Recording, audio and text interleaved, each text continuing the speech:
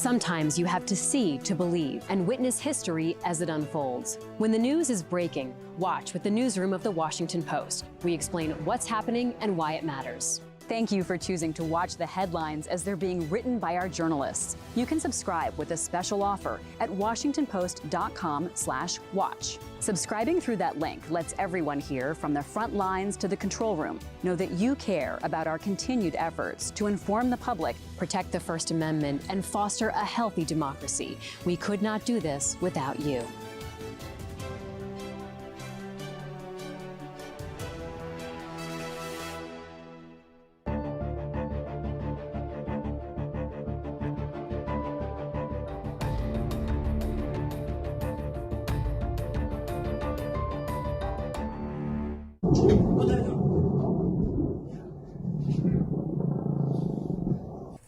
Explosions rock multiple cities in Ukraine as the long-feared Russian attack across the border has begun.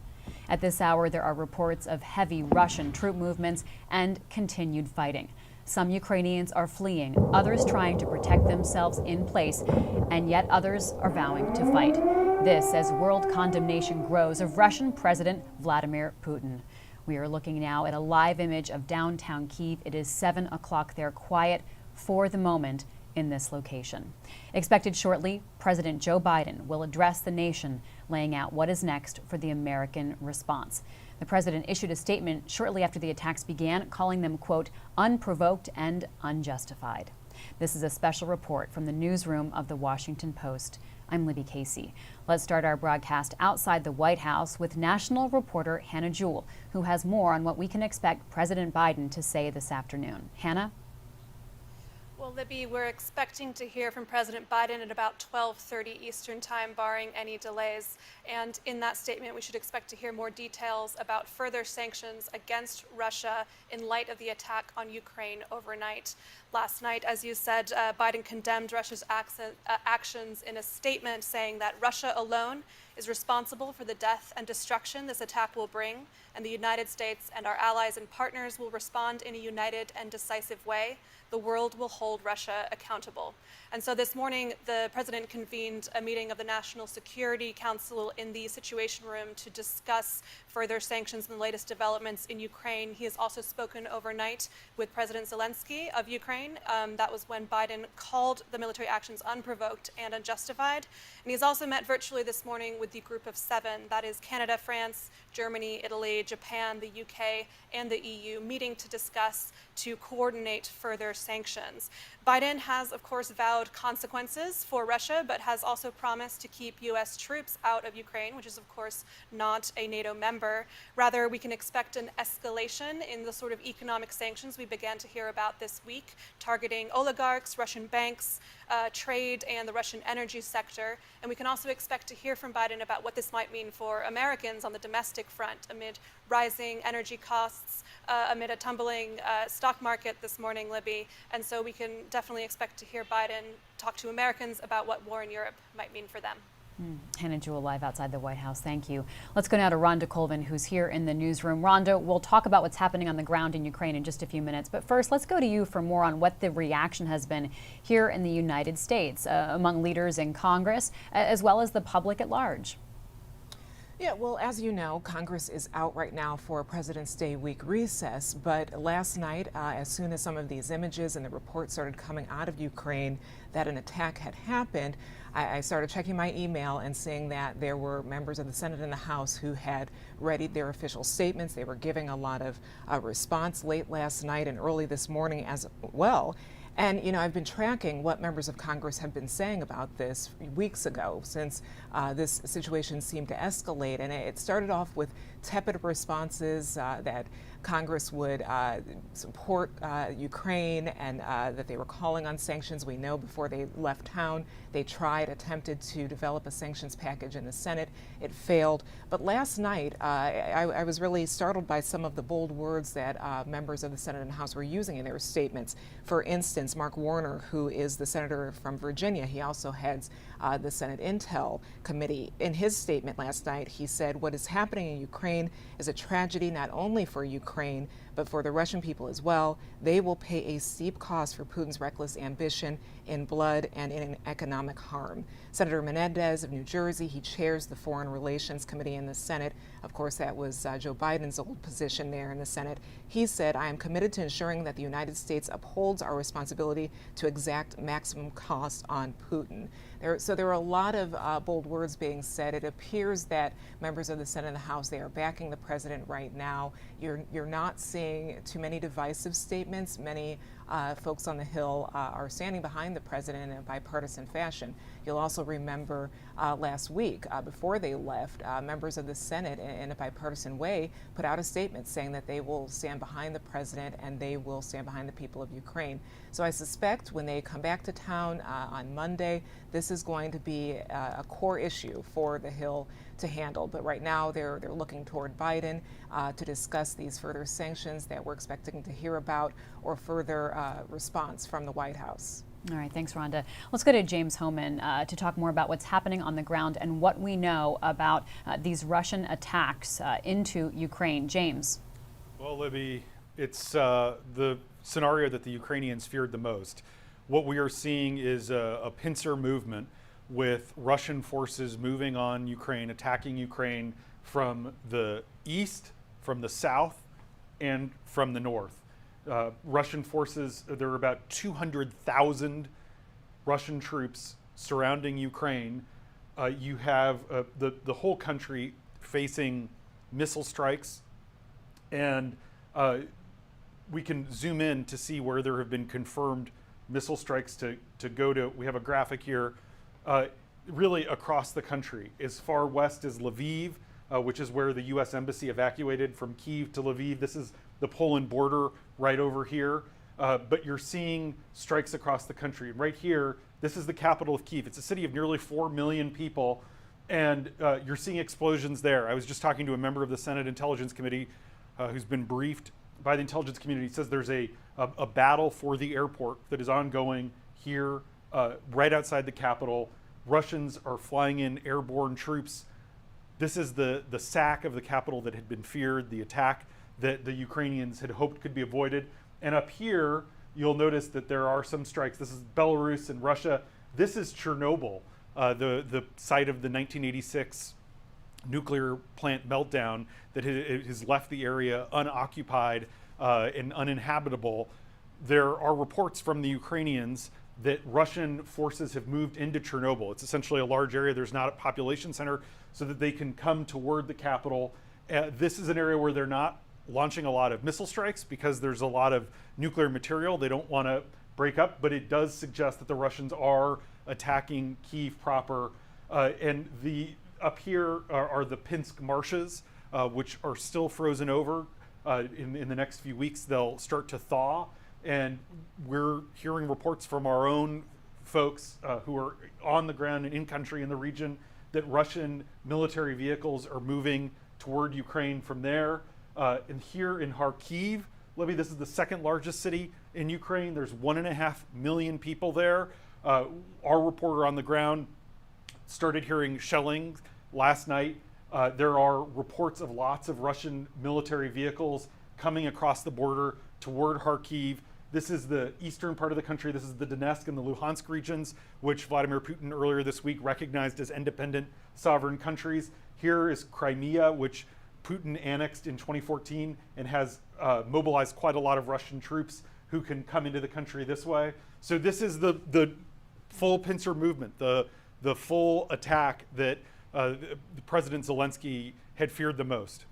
Thank you so much, James. Well, let's go to some of our colleagues who are in those very places that James was just talking about. We have Washington Post colleagues who've been covering the events in Ukraine from the ground, and all of them have had a very uneasy past 24 hours, hearing the sounds of explosions overnight and into the morning.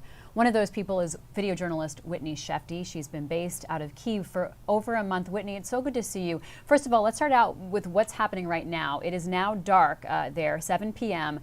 What is the mood like? What is the atmosphere like? Are you hearing explosions and attacks? Hey, Libby. Yeah, we have not heard any explosions in quite a few hours, I think. It seems pretty calm right now. A few hours ago, there were air raid sirens, and our hotel shuffled us into the basement, where they said it would be safe, and we all stayed for maybe half an hour, and then they shuffled us out. But at the moment, it's very calm. The streets are very, very empty, and just last night we were walking along, and it was bustling here. There are people all over the sidewalks, people at bars and restaurants. The city was vibrant last night, and now it's very, very quiet. People are staying inside, or they've left. So this all started early this morning, around 5 o'clock your time, 5 o'clock in the morning. How did you know that this was underway? What woke you up this morning? Was it alerts on your phone, or was it the sound of explosions?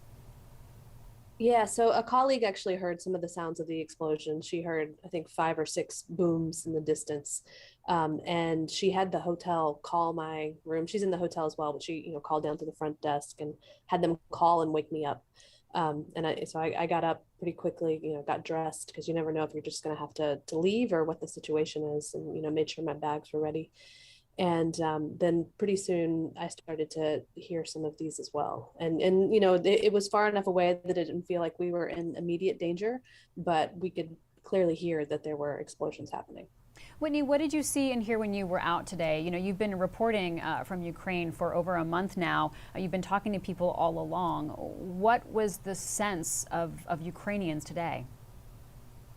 Yeah, today we went to a train station, the main train station here in Kyiv, and it was just full of people trying to get out of town, and so many of those people were stuck outside, with unable to get tickets, just because everything was sold out. A lot of people were trying to go west because they feel like that's safer, towards Lviv, maybe Poland, but just lots of really frustrated people trying to figure out what they could do.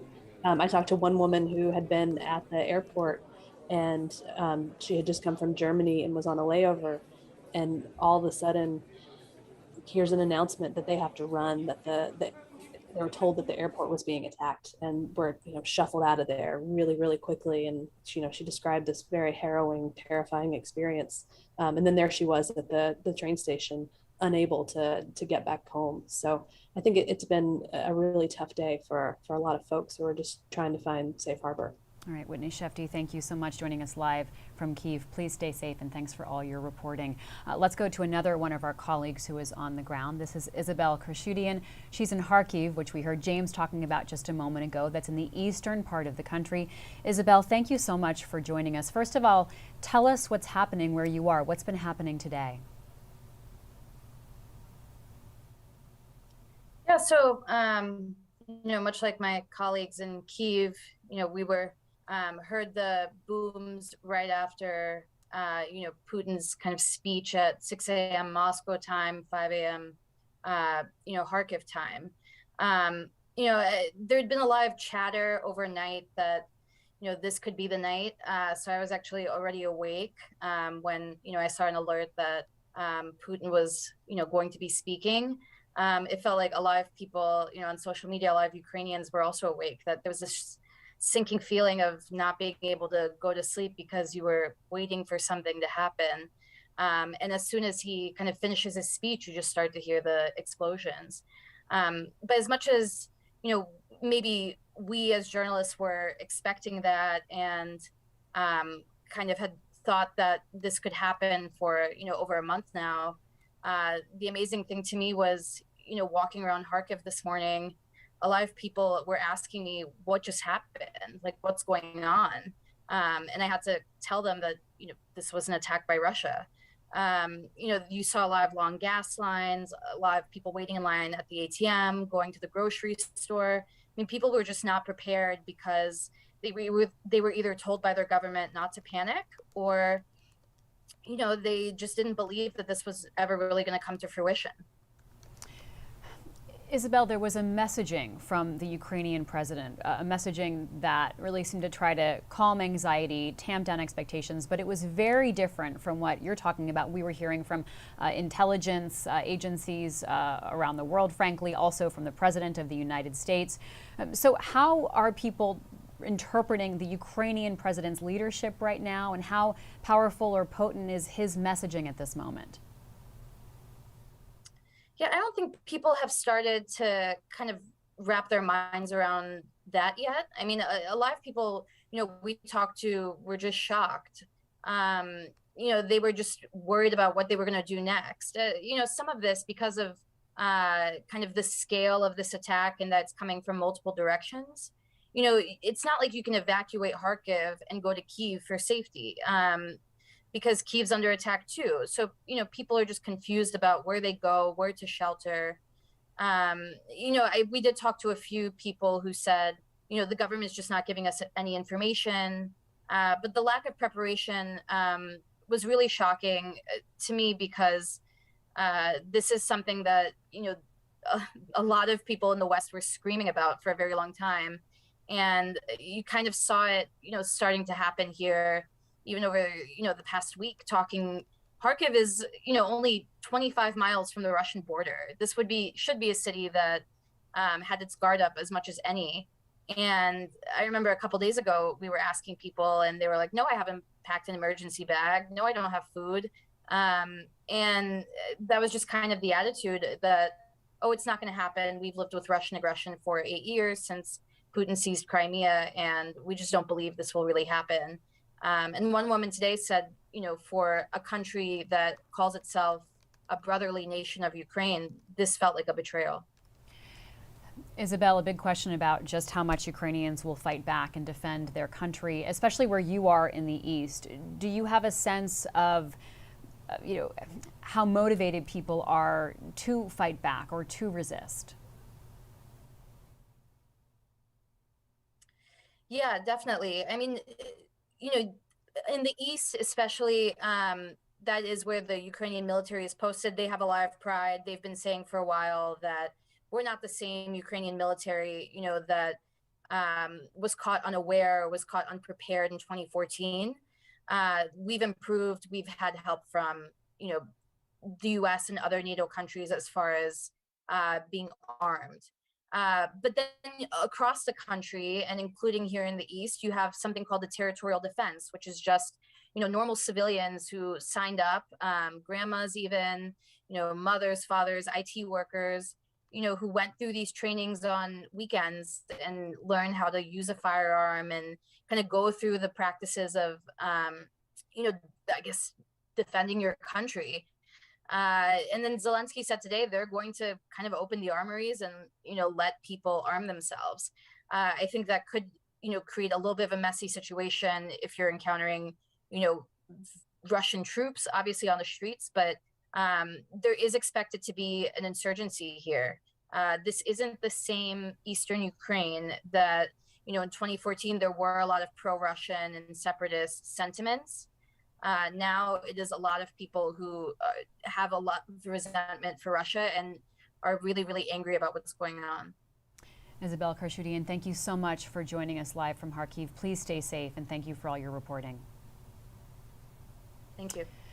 Well, we are awaiting President Biden speaking. He's now been pushed back, or he has pushed it back since he's the president of the United States, his announcement time till 1:30. So we will bring that to you live. Until then, we will stay with you and continue our reports, digging into exactly what's happening on the ground in Ukraine, as well as what the international response is, including what we may be able to anticipate in terms of ratcheted up sanctions from President Biden as well as from other world leaders.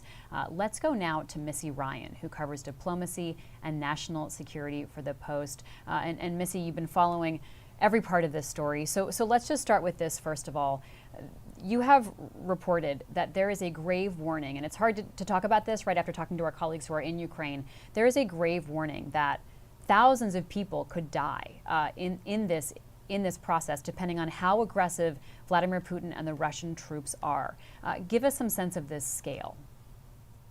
Libby, thank you. So in the weeks leading up to this moment, which really, as everyone else, our colleagues have noted, really culminates these months of intense warnings from the United States. In this time period, we've heard warnings from top U.S. officials that the death toll could be as high as 50,000 Ukrainians that would be dead and wounded. And, really that's a estimate by them, and nobody really knows, because we've been waiting to see what sort of weaponry President Putin employs and what really his goals are in Ukraine. And really in the last 12 or 13 hours, we've started to get some clues about how this is going to unfold. The fact that we're seeing these ballistic and cruise missiles being striked, the fact that we're seeing forces push in from Belarus close to Kyiv, the fact that, you've had this intense attack that Isabel was just describing on Kharkiv, really does suggest that the worst could be ahead of us. So the story that we wrote yesterday looked at what the human toll of this could be. And it's something that, as there's been this intense diplomacy happening in recent months, we just wanted to make sure that people were focused on what the Ukrainians really could be experiencing. Civilians in any war situation are going to suffer, and how this potentially could be different than some of the conflicts that we've been focused on in the last 20 years, the counterinsurgency conflicts of the Middle East. Missy, you've just been at a press conference with the Ukrainian ambassador. What can you tell us about what she said? Sure. We heard from Ambassador Markarova, who is Ukraine's ambassador in Washington, and she really had a message of defiance as she addressed reporters here in Washington. She promised that Ukrainians will resist. She acknowledged the possibility that that Russia is attempting or will attempt to decapitate the Ukrainian government, but she said that President Zelensky remains in Ukraine, that he intends to continue governing, continue services, and most importantly, at this very urgent moment, to continue fighting back against President Putin and the forces that he has sent into Ukraine. So she also had a message of sort of an appeal for outside powers to continue their support to Ukraine. Obviously, we're seeing some new sanctions being announced from Europe, and we're expecting there could be more from the United States today as well. But she also mentioned military aid, that she thinks that it's important, just like we've heard from leaders in Kyiv, it's important as this enters a new phase for the military support to continue to the Ukrainian government. It's, remember, they're already massively overmatched by Russia's much larger, much more developed military. So anything that they can get from the West is going to be really important. So, Missy, what is the Pentagon reaction today? Talk to us a bit about, opportunities or responsibilities that the United States has at this point. Exactly. So what we heard from senior defense officials who were briefing reporters over at the Pentagon today was sort of details on this attack. And as Isabel was describing, it is this three-pronged attack, including this pretty overwhelming array of advanced weaponry that is targeting, at this stage, kind of military sites, command and control sites, and we don't really know what the impact of that is just yet. But what the Pentagon is saying is that they're going to take under consideration whether the United States needs to take further measures to reinforce its posture and then the NATO posture in Eastern Europe. Remember, the Pentagon said, I think it was earlier this week, that they were going to move additional forces from Germany to Eastern Europe, and they're placing some F-35s in Eastern Europe. And certainly there's the possibility of more of that to come. But again, with the caveat that the Biden administration does not intend to send forces into Ukraine itself. You reported with our colleague John Hudson a couple of days ago about this, essentially a kill list, or a list of people that the Russian government would be intending to kill or put into camps in an invasion. This was a letter that you reported was sent to the United Nations. Talk to us about where it came from and sort of how you verify its significance. Yeah, so it was pretty chilling to see what the U.S. government is saying. They have information or intelligence to suggest that Russian forces are compiling lists of dissidents, of journalists, potentially political activists, members of the LGBT community that could be targeted for reprisal or for a violent attack or being sent to camps is what the letter said. And that was a letter that was sent from a senior U.S. diplomat based in Geneva, in Vienna, excuse me, to the United Nations. And it sort of was an indication of the level of urgency from the Biden administration, and also, I think, an attempt to draw attention, going back to the human toll of this whole situation, the vulnerability of Ukrainians and what this could mean if either Russia takes over as an occupier or if they install a pro-Kremlin government. It's suffice it to look at the human rights situation in Russia to be concerned about what would happen to Ukrainians if Russia does have greater influence in Ukraine. All right, Missy Ryan, thank you so much. Really appreciate you talking with us. Let's go back to James Homan to dig more into some of what we're learning about what's happening on the ground in Ukraine. James, there seemed to be this disconnect between what President Biden and others were warning could happen, Secretary Blinken, and what the Ukrainians were, leadership in Ukraine was thinking would happen on the ground there. We are seeing really this worst case scenario that had been laid out by U.S. intelligence. We really are, Libby, and we're being very careful with what we share with viewers, only information that we really can confirm, either with eyewitness accounts or photo evidence. Obviously, there's a lot of disinformation from Russia. The Ukrainian armed forces are much stronger than they were in 2014 when Putin annexed Crimea and basically moved into Luhansk and Donetsk. But they're still a much smaller conventional army than Russia. You can see how large Russia is. It's the second largest military in the world, behind the United States, larger than China's. Putin has invested tens and tens of billions of dollars into modernizing the Russian military. And where Ukraine remains particularly weak, potentially its Achilles heel, is in its air force and air defenses. And it does seem from the initial opening hours of this attack that that is what Putin is taking advantage of. That the Russians are eager to wipe out the air defense capabilities that they have, and that Russia is really leaning heavily on its airborne forces to insert troops into the ground, because Ukraine doesn't have the anti-aircraft batteries that a lot of other countries do to shoot their planes out of the sky. And it's a huge country we're talking about here. When you look at Ukraine, it's about the size of the state of Texas. If you put the eastern part of Ukraine, we're obviously just heard from Isabel in Kyiv, the eastern part of Ukraine would be in New York City, the western part of Ukraine would be in Chicago. So it is a large country, which is why Putin has mobilized 200,000 troops, not to mention countless battalions in the Black Sea, to be able to take a country this large. James, let's talk about the messaging that President Putin is giving and what he was saying in the early hours this morning, Russia time, Ukraine time, last night for us here on the East Coast of the United States. Let's talk about his messaging, both the tone of it as well as some of the rhetoric he's using, and then the lies that he's trying to get across to somehow justify Russia's actions. Totally, Libby. So we've now heard really 3 times this week from Putin, and each of his presentations have been unhinged in different ways.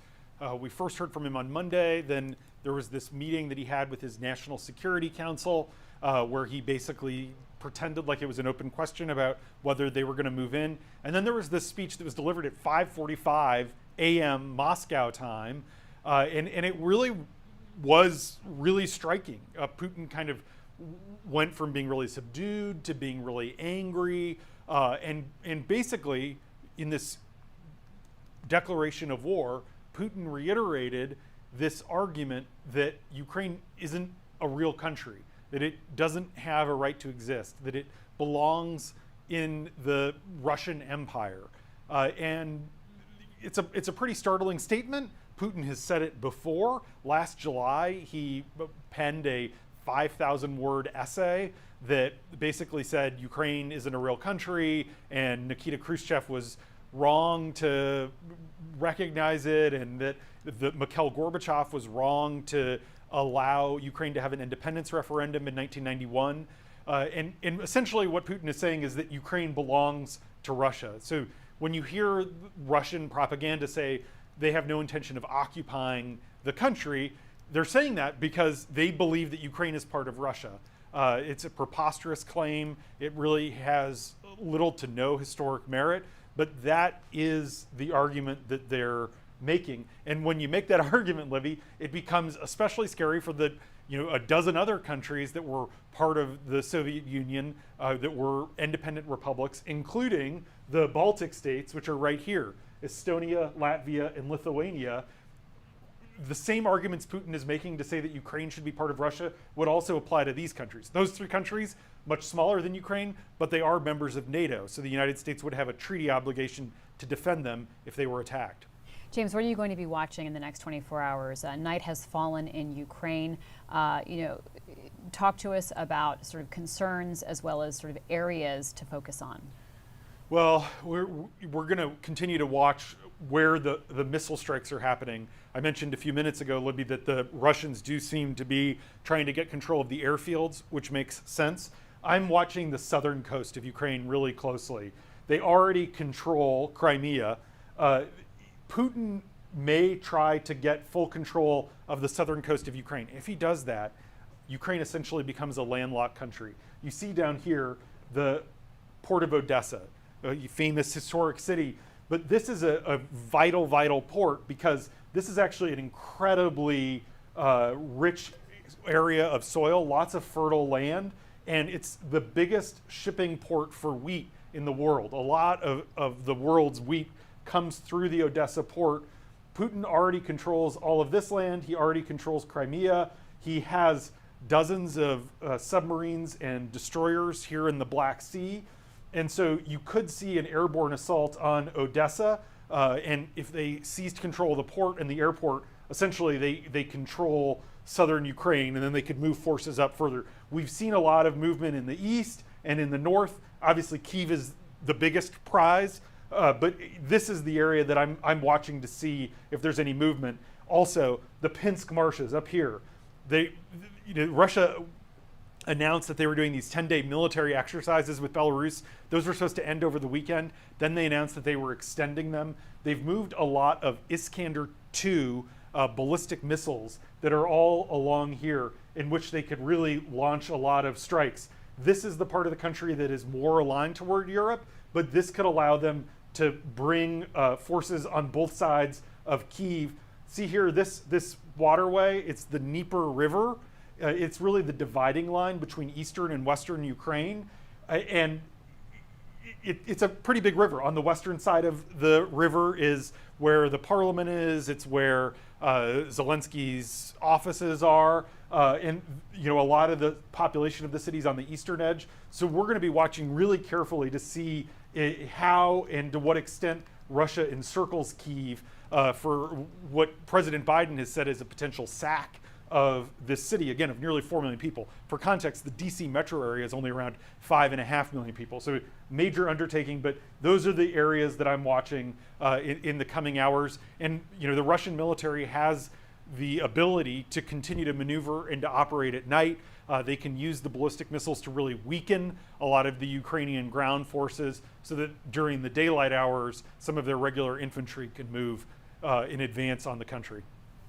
We're watching for President Biden to speak in about an hour's time. James, you've given us some context and reminded us of the size of some of these cities that are being attacked. Give us some perspective, James, on what this means to see Russia attacking its neighbor, to see a European country, face this here in the year 2022. This is the biggest incursion land war that we've seen in Europe since 1945. It's bigger than any of the conflicts that we saw in the 90s, around Bosnia and Yugoslavia. This is the biggest movement of Russian troops since the invasion of Afghanistan in 1979. Last night, I heard from a European diplomat who said, these are the final hours on which there will be peace in Europe for a very, very, very long time. There's a lot of concern that this will be destabilizing, and that Ukraine, obviously a huge country, Libby, but it really is. If Russia gets control of Ukraine, it changes the entire geostrategic balance of Europe. All of a sudden, Russian troops are going to be on the border of all these NATO allies, but countries that are very much aligned with the West. already we're seeing tens of thousands of people lining up to try to come across the Ukrainian border into Poland. There will be spillover. You cannot have an attack this large and not have spillover into the rest of Europe. The European diplomat I talked to says they're girding for the biggest humanitarian crisis since the Syrian refugees descended on Europe 7 years ago amid the civil war there. And so, I mean, it's a huge deal for Europe. We really have not seen anything like this in our lifetimes. Rhonda Colvin, let's talk a little bit about what we know about how Americans are interpreting all of this. We have been warned by President Biden that Americans could feel pain at the pump. Rhonda, we're seeing the Dow fall into correction. So what is the latest on American attitudes? Yeah, and you're right to mention that's been sort of a centerpiece in a lot of his addresses over the last 7 days, that he is preparing Americans for a potential backlash or negative impact here on our soil. How will it affect us? He's talked about cyber attacks. He's talked about this affecting inflation, the rising cost of everything. So he has been pretty upfront with Americans, and that's likely why we'll be a part of what he is going to come out here soon and talk about. But I have been tracking this because it's an interesting question to me, how Americans are feeling about this. We've all been watching this escalate for a number of weeks. Americans have a lot of questions. And there was a new poll that AP did yesterday, and it asked respondents, how big of a role should the U.S. play in any further conflict involving Ukraine? And only about a quarter of Americans say that they want America to be involved in this in a major way. It was about 26%. So that shows you the appetite. But when you look a little bit deeper into that and break that down by political parties, this is what I found interesting. 52% of Democrats say that the U.S. should play a minor role, whereas 54% of Republicans said that the U.S. should play a minor role. In polls about a number of issues, you rarely see that close of a margin between Democrats and Republicans. So it appears that a lot of Americans are on the same page, that they, in the next steps, in the next weeks, months, however long, don't really want to be involved in any major way when it comes to this. But of course, we know that NATO has not yet invoked that Article 5, but it appears that Americans may not want to go any further. But of course, that's a part of the president's messaging and the White House messaging. They need to tell Americans this is what we know and this is what we are prepared to do. And if you talk to a lot of people, friends or family members, so many people have questions right now of how could we stop involvement, or why are we getting involved in this? And that is something that I posed to Representative Mike Quigley, who is the co-chair of the Ukraine caucus on the Hill. He's also a longtime member of the House Intelligence Committee. And he said you have to remember that Ukraine agreed, according to the Budapest memo, that they would not have any nuclear weapons. So that did keep that region as well as the world safe. And he also pointed out that America also has to be on guard. Even if something's not happening on our soil, we have to be on guard because there are ramifications that could affect us all. So that's sort of the sell here that members of Congress have been telling constituents, and we're also seeing Biden do that as well. And of course, Rhonda, we will see as things materialize on the ground and we see these pictures and images and reporting, if that alters, of course, people's attitudes and reactions. To that point, let's see what has been happening in Ukraine following a night of explosions in Kyiv. One family with a 5-month-old baby wondered what they should do next and where they could go to find safety. Our colleague, Washington Post journalist Whitney Leeming, spoke to them. Let's watch. My wife woke me up and told me that there were like bombings, and maybe like 2 hours later or 1 hour later, that's when I also heard it. Today I had like five bombings and no shootings. I've not heard any shooting, and I've seen like videos on Telegram of like smoke from the bombings. I woke up first at 5 a.m. in the morning, and I heard these shooting sounds. And after I started to check Telegram channels, and I wrote messages to my friends in Odessa, Kyiv, and Dnipro, and they also confirmed that they also heard this sound. So for me, it was no doubt anymore that something happened, and I woke up my husband. First of all, I would say personally that I'm a little bit disappointed at the way like the government handled this thing, because they kept telling us till yesterday that we should stay calm, that nothing's going to happen. And I knew it. I knew that something was going to happen. Nobody's prepared. Everybody's panicking. Everybody's running out. They could have prepared us better. So, like, this thing happening now, like, just makes me a little bit, like, I'll say upset that it was really, and also it was probably prepared. And secondly, I'm upset that the government is saying nothing. Like, they're just silent. I have a ticket, and I'm supposed to fly tomorrow in the morning. But now I know that airport in Kharkiv closed, so I don't know what to do. For now, we will see. I don't know even how to describe how we feel. We just like you can't just hope, you know. Like you can't just hope that, you know, like for me, they're a priority. So I just hope that they can go out of here. You know, I'm a man. I can find a way. I can do something. I can hide. I can run. I can do anything. But with a baby, it's impossible. So the sooner they get out of here, the better.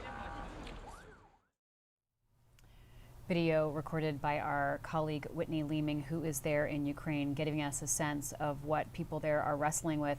James Homan, once again, we hear about this disconnect between civilians saying, I was hearing one message from my Ukrainian government.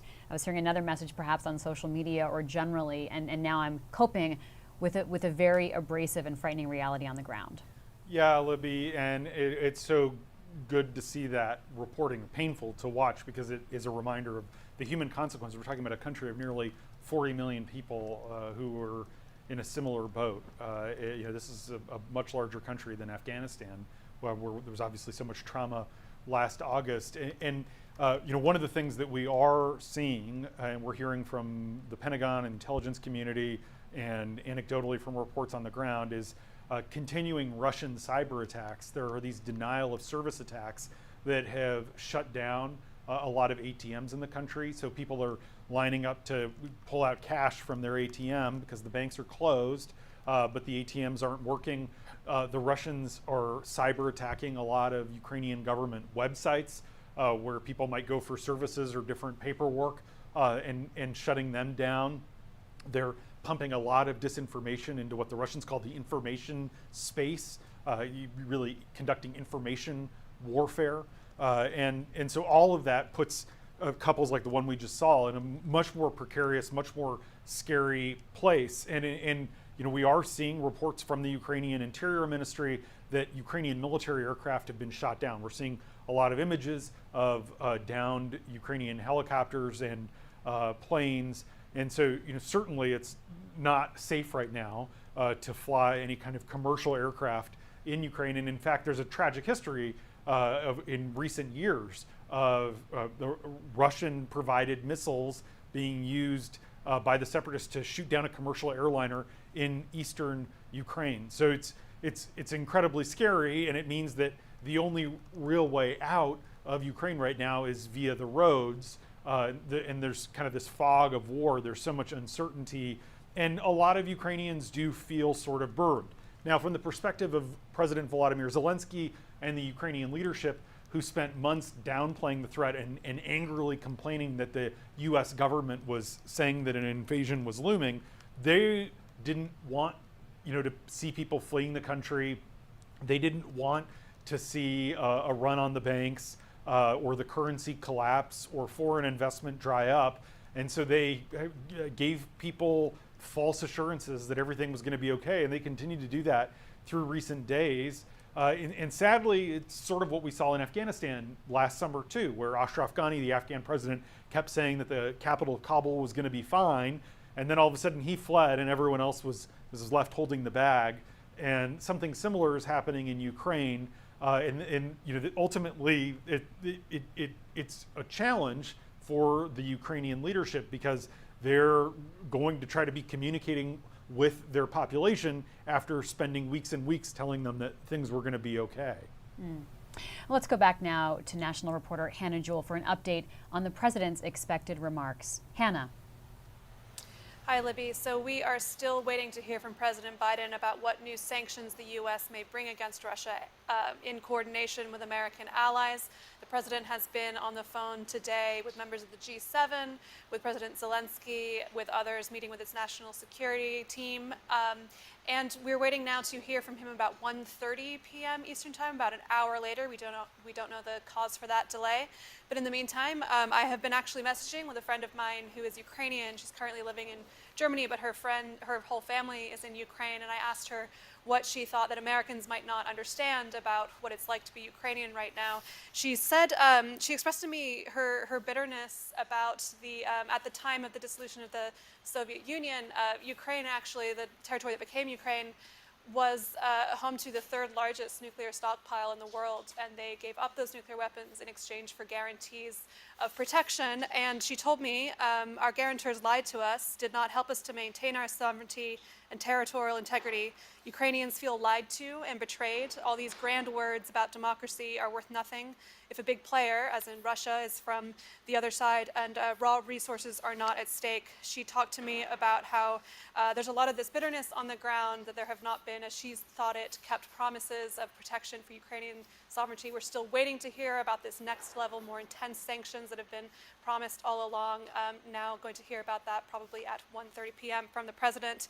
In the meantime, people like Anna are hearing from her family, waiting in long lines for gas, ATMs running out of cash, a lot of uncertainty and a lot of fear. Her family's actually from Crimea. Her family home is there, and she worries that if there is retaliation against Russian forces, who are, of course, in the Crimea, occupied since 2014, then that might hit her family home. So really just a lot of fear and uncertainty as we wait to hear from the president. Libby. All right, thank you so much, Hannah Jewell. And as Hannah said, we do expect to see President Biden speak at 1:30 Eastern Time coming up shortly. We will be with you throughout and during that speech, and then on the back end of it to provide some analysis here live from the Washington Post newsroom.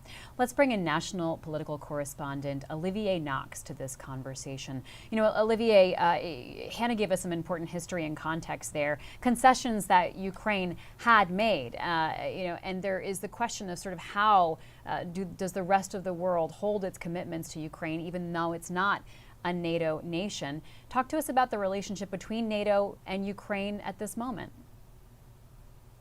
Well, she was referring to the Bucharest Memorandum, which was ironically enough signed by Russia and the United States. The relationship with NATO is a really complicated one.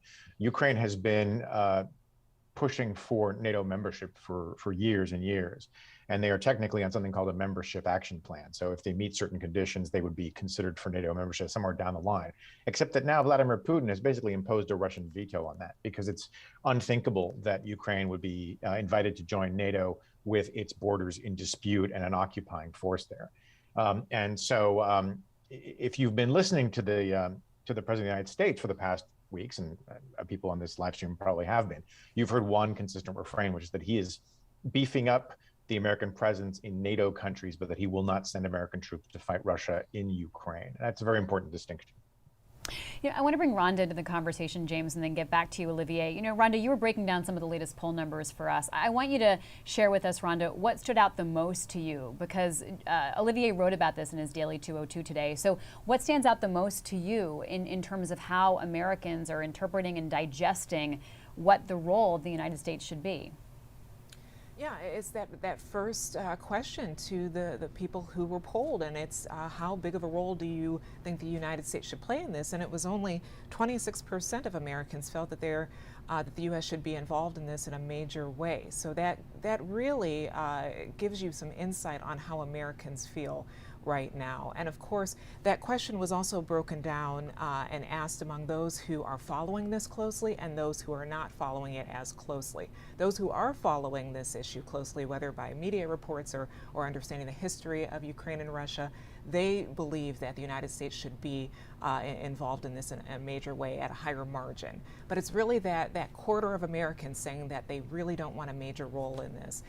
tells you all, and I am certain that Biden's aides and the White House understand this. This may be another reason why he has given regular speeches on this in the last few weeks. And you'll recall back in early January when he gave that first of the year press briefing, he did talk about this being an imminent threat. He was very clear about that before, even though there was some criticism that he shouldn't call it imminent, but he has at least been consistent in the ways that he's been talking about this to the American people. So I'm sure that's a part of the calculation with the White House in terms of how transparent they want to be about this, because of course this is coming months after the withdrawal from America's longest war in Afghanistan. Of course, Biden took a lot of criticism for how that was handled.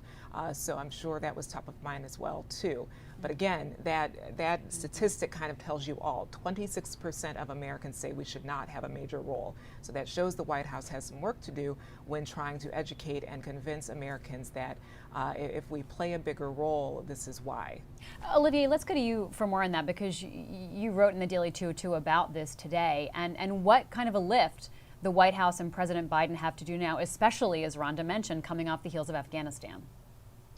Right. Well, I think as Rhonda alluded, I think there's the poll we're talking about, Associated Press and ORC poll, suggests that Biden has actually a fair amount of room to run here because, as she noted, the more people find out about what's going on in Ukraine, the more they are willing to embrace a larger U.S. role. One of the frustrations, and I'm sorry to do any media on media violence whatsoever, but one of the frustrations from that poll is that major role, minor role are not defined. And so it's hard to gauge how the poll interacts with Biden's actual policies there. But they have to, and I expect the president to do it, not just in his remarks this afternoon, but in the State of the Union, to lay out the stakes, which he's done consistently since January 1st, but also talk to Americans about what they can expect to see. There's a not totally implausible situation in which the United States comes out the way the UK just did with sweeping sanctions that damage the Russian economy, and Vladimir Putin decides it's time to show off some of his cyber warfare capabilities. We already saw cyber attacks shut down an American pipeline last year. There could be other after effects. Biden has talked about higher gas prices, higher energy prices as a consequence of the economic, I don't want to call it warfare, the economic conflict here, the sanctions. And he's talked a little bit about cyber attacks. But one of the things that stood out to me in that poll is it did not come through that a lot of Americans have been thinking about this as an immediate problem for them. And so I think the president has to talk a little bit about what Americans can expect to see and can expect to experience as a consequence of what is now the largest military conflict in Europe since World War II. Olivier, what are you watching in the coming hours? In addition to President Biden's words, what else is on your mind right now? Well, I just saw before I came on just some of the news out of the UK of these sweeping British sanctions, and one of the things that I want to go back through that, and because you can get some clues about what the United States will do based on what its allies are doing, and so I want to see which banks the UK went after. The United States has gone after two banks that primarily fund state projects, including military acquisition.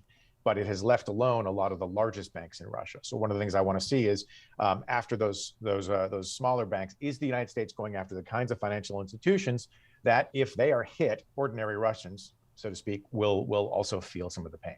I'm watching that. Yeah, I'll pause you there because we have some tape of the UK Prime Minister Boris Johnson speaking earlier today. Let's watch what he had to say. President Putin of Russia has unleashed war in our European continent.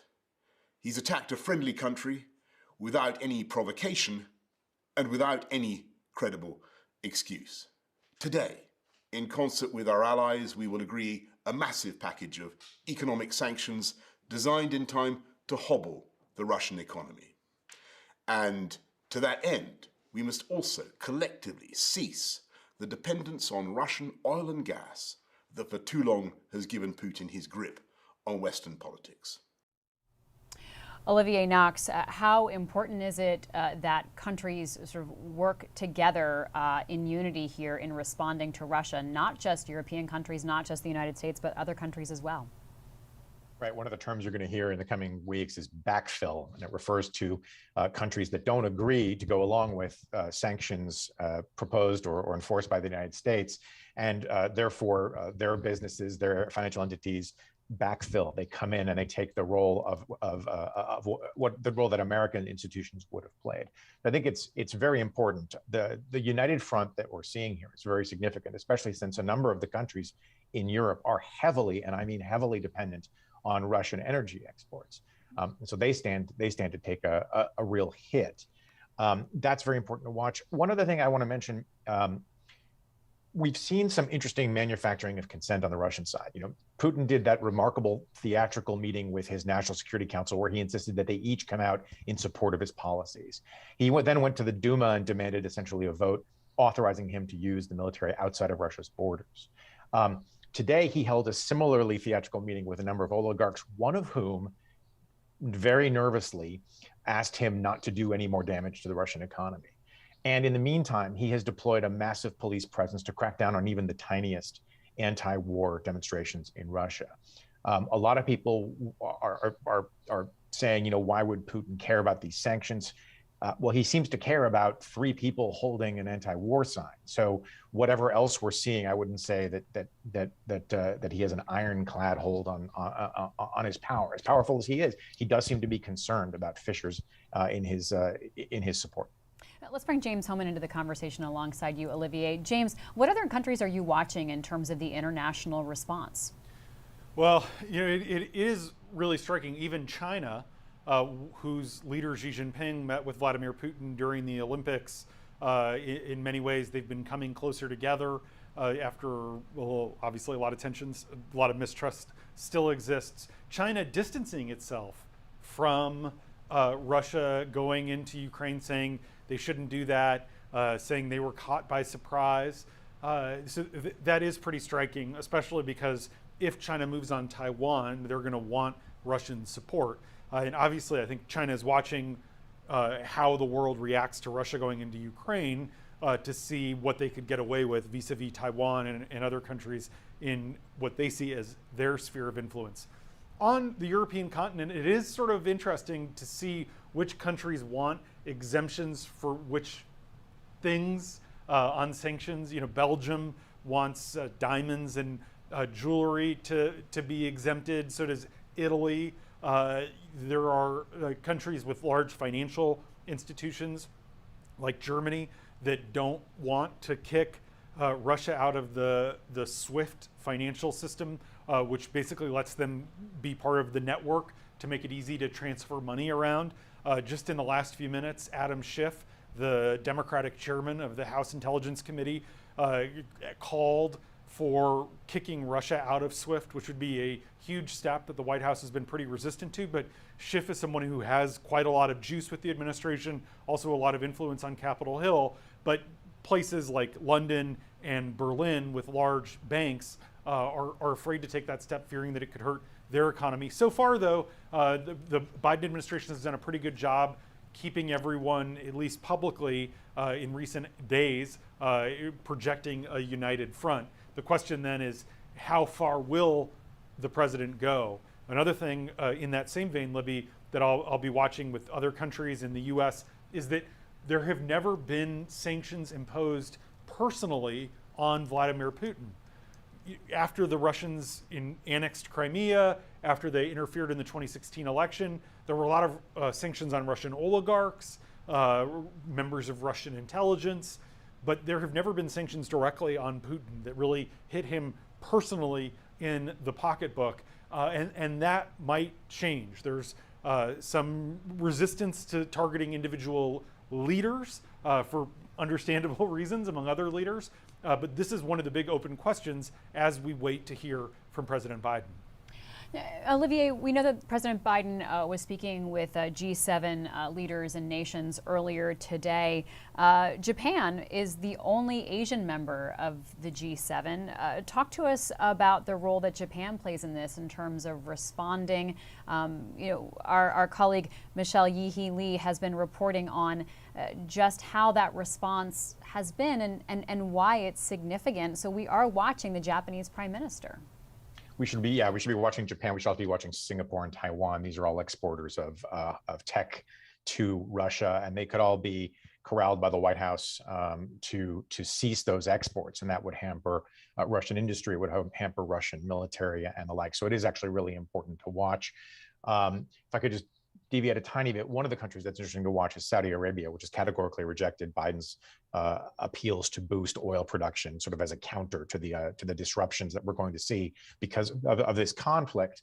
The UAE has also not been especially supportive of the American line, but the Asian component to this, we need to watch it very closely, because in addition to sanctions on banks, in addition to sanctions on individuals, we're going to see export controls at some point here. Maybe in 30 minutes, we may see some export controls, and those could be really damaging as well if the goal is, as various officials have said, to really hobble the Russian economy. All right, thanks so much, Olivier. Let's go now to national security reporter John Hudson, who's joining us from the State Department. John, we had warnings, we had predictions, we had expectations shared with the American public by President Biden, by Secretary Blinken, and by others. How on the nose were they about what could and would unfold? Well, it was very on the nose. And I was traveling with the secretary when he made that last minute stop to the United Nations, where he spelled out in unusual detail just exactly what a Russian invasion would look like, what sort of pretext might happen, and what we might see once Russian troops start moving in. I have to say, when we were watching it, I was struck by how unusual it was to see a Secretary of State spell out something that hadn't happened before. And it seemed surreal, and it seems even more surreal now how closely that has hewed to reality.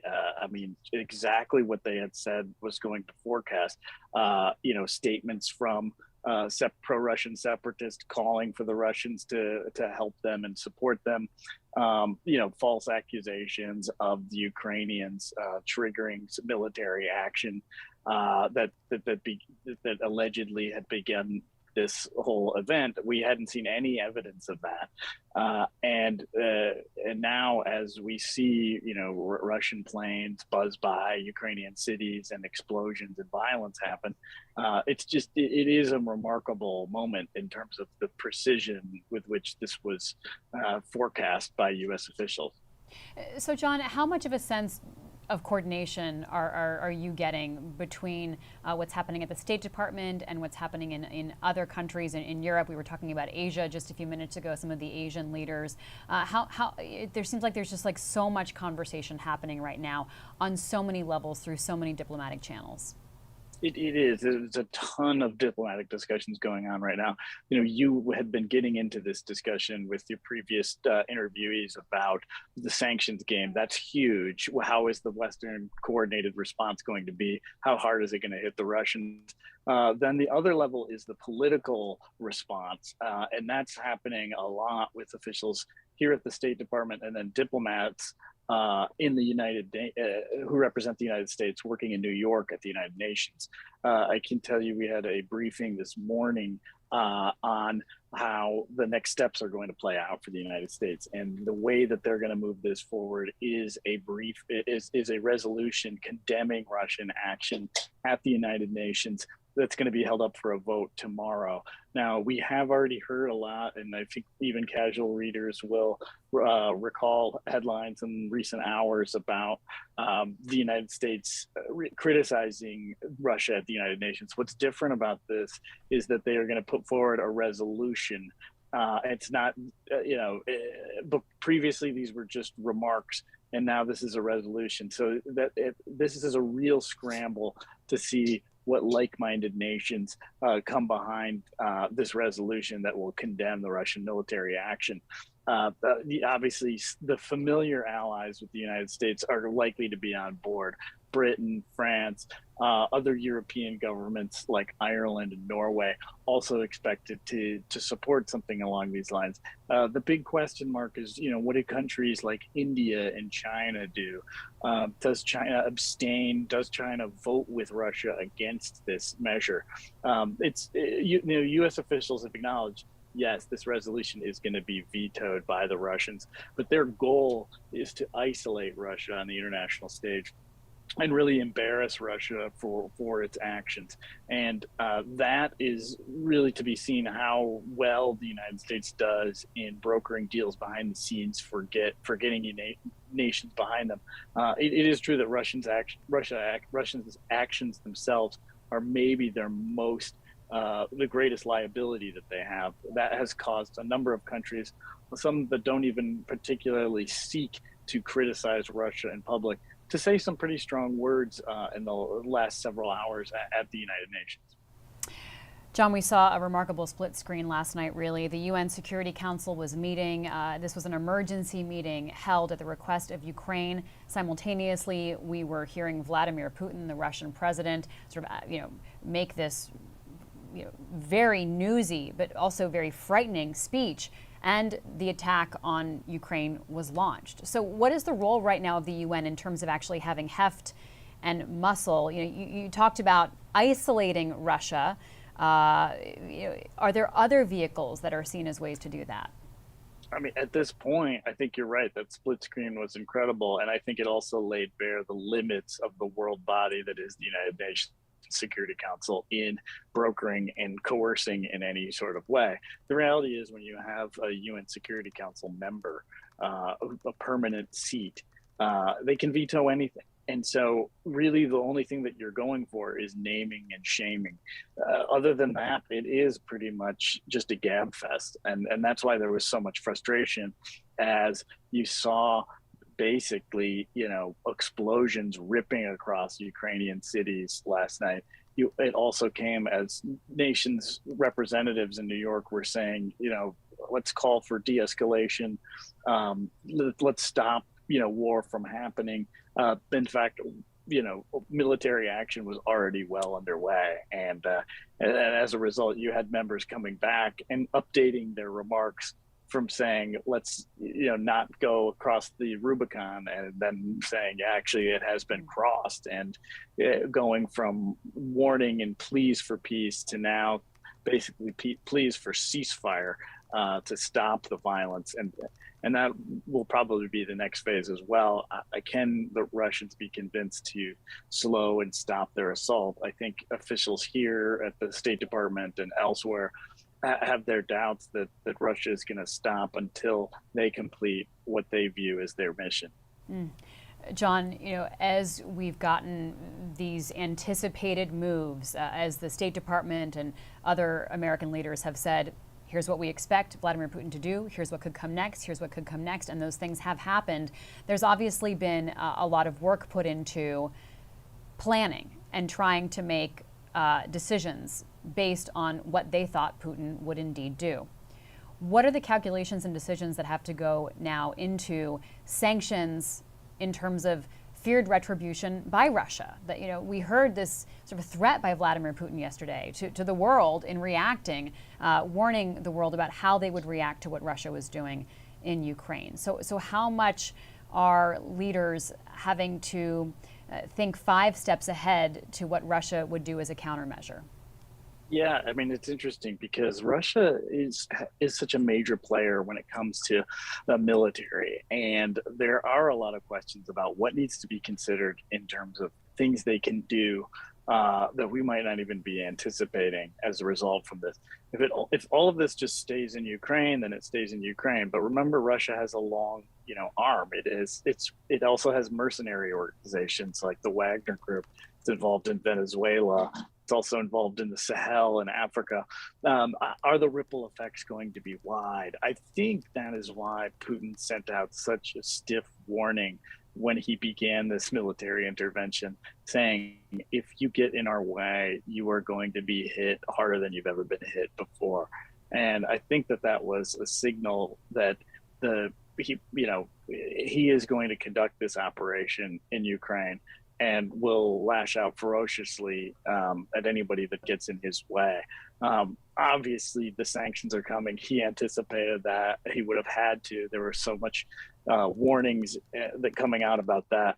But the difficult aspect about a military confrontation is there are so many moments for escalation, for mistakes, accidents, and for violence to spike out of control. And I think that is what is a lot of leaders' minds in the United States right now on trying to limit the damage that can come out of this.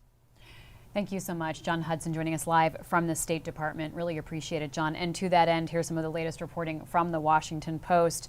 Ukrainian authorities are saying that Russian invasion forces have taken over the Chernobyl nuclear power plant, that abandoned plant, of course, that was the scene of the 1986 disaster. Our colleagues are reporting that in the Washington Post, to John's point about ramifications and what happens next. Let's go now to Tyler Pager, who's joining us from the White House. A reminder that President Biden is expected to speak in about 20 minutes' time.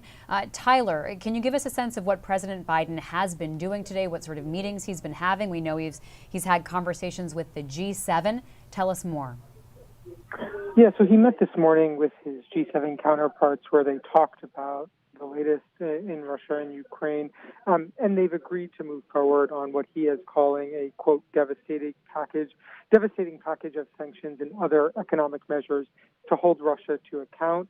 That's a tweet that he sent out about a half an hour ago, and right now, from my understanding at sources at the White House, is he's in the Oval Office reviewing his speech that he was set to give at 12:30, and it was pushed back to 1:30. But I think in this speech, which he'll give shortly, he is expected to lay out some of these sanctions that the G7, the U.S. and its Western allies are going to put on Russia. And we're expecting to see an escalation from sanctions that they already put on in the past few days as Russia started to move troops into Ukraine. We're expecting a lot more harsher penalties, economic measures to really try to choke off the Russian economy from the rest of the world. And also, I think we're going to hear the president talk about the importance of territorial integrity and democracy, and what they are calling an unjustified attack from Russia. So, Tyler, how is President Biden and how are his team viewing the role of the United States compared to other countries and other allies who are also making these decisions about sanctions and just how forceful to be against Vladimir Putin and Russia? Yeah, look, I think the United States feels, and President Biden feels, that the U.S. has to play a big role in working with other Western allies, the other G7 countries, to coordinate and collaborate on sanctions. Obviously, with the interconnected nature of the global economy, the U.S. can't institute as harsh penalties by itself as it could with its partners. I think the president and his national security advisors feel it's incredibly important to work in lockstep with their allies. That is why, we haven't heard from the president yet today, was they had this meeting to kind of find an agreement on which sanctions they were willing to put on Russia. And then we'll hear some more details about those shortly.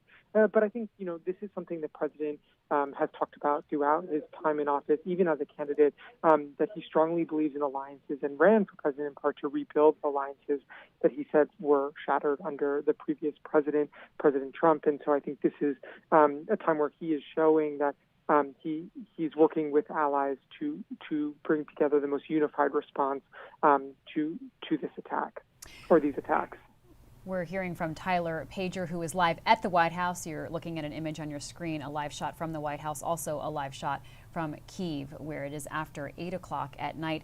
Tyler, there's so much else on the president's agenda right now, including the State of the Union speech next Tuesday night, and we were anticipating having the unveiling of his pick to be, he hopes, the next Supreme Court justice. What do we know about the rest of the president's agenda right now?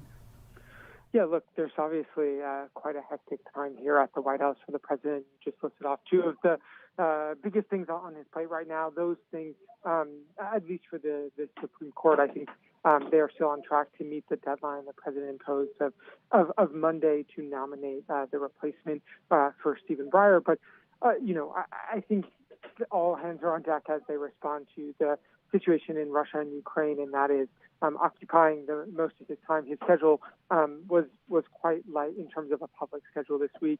There was no travel outside of Washington given the escalating situation in Ukraine. So, I think they're moving ahead on preparations for the Supreme Court and the State of the Union, which will deliver on Tuesday. But I think, again, it's all that runs the risk of being overshadowed by the events in Ukraine. All right, Tyler Pager reporting live from the White House. Really appreciate it. Let's go back to James Hohmann. James, we were talking a few moments ago about this story on Chernobyl, a word that Americans know so well from the 1980s. Ukrainian authorities are warning that this could cause an ecological disaster. They're saying Russian forces have invaded that abandoned nuclear site. Give us some context as to where it is and why this is so significant. Libby, it's really significant because it is on the path to Kyiv. The Chernobyl region's up here. This is Russia. This is Belarus. It's part of what appears to be a Russian effort to take the capital, to topple the government. We know Volodymyr Zelensky, or the Ukrainian government says Volodymyr Zelensky is still in Ukraine. They suggested he's not in Kyiv, but they've declined to say where he is, trying to protect the continuity of government. Now, the reason Chernobyl is really significant, obviously the history, but it's part of a pretty clear shot down to Kyiv. This is not, that far. The Pinsk marshes up here are frozen over right now this time of year. Chernobyl is obviously abandoned, but there are, in 1986, when there was the fallout, clouds of radioactive dust were seen as far as Norway. So there's a lot of concern in Europe about potential explosions here. What I've heard from U.S. defense officials is that the Russian regular forces, they have conscription, they've been called up, but they actually train quite a lot on how to work and operate in radioactive areas, more so than even regular U.S. troops do. And so the Russians are not using ballistic missiles as they move in. And we've heard from the Ukrainian government that National Guardsmen, so not Ukrainian regular army, but the National Guard is clashing with the Russian troops as they fight for control over Chernobyl and make their way toward Kyiv. And again, this is the Dnieper River. It's a legit river, and Russia appears to be attacking so that they can really surround the city, and if necessary, if the city doesn't capitulate, then sack Kyiv, the capital, a city of nearly 4 million people. Thank you so much, James. Rhonda Colvin, let's go to you for more on congressional leaders' reaction. A lot of Republicans were taking a very hawkish approach and asking for steep sanctions. Not all Republicans, though, including President Donald Trump, the former president, really going out on a limb and almost siding, frankly, with Vladimir Putin in the last couple of days. But let's talk about leadership in Congress and how they're reacting. Yeah, that's right. And to point out again that Congress is out, both the Senate and the House are on a week-long break, so they're mostly all in their districts right now. And from our reporting, we're hearing that Mitch McConnell, the Republican minority leader in the Senate, was asked by reporters at an event not long ago in Louisville, Kentucky, about his thoughts on where Biden is going with this right now. He said the current sanctions are tepid, in the tepid category. That's a quote from him.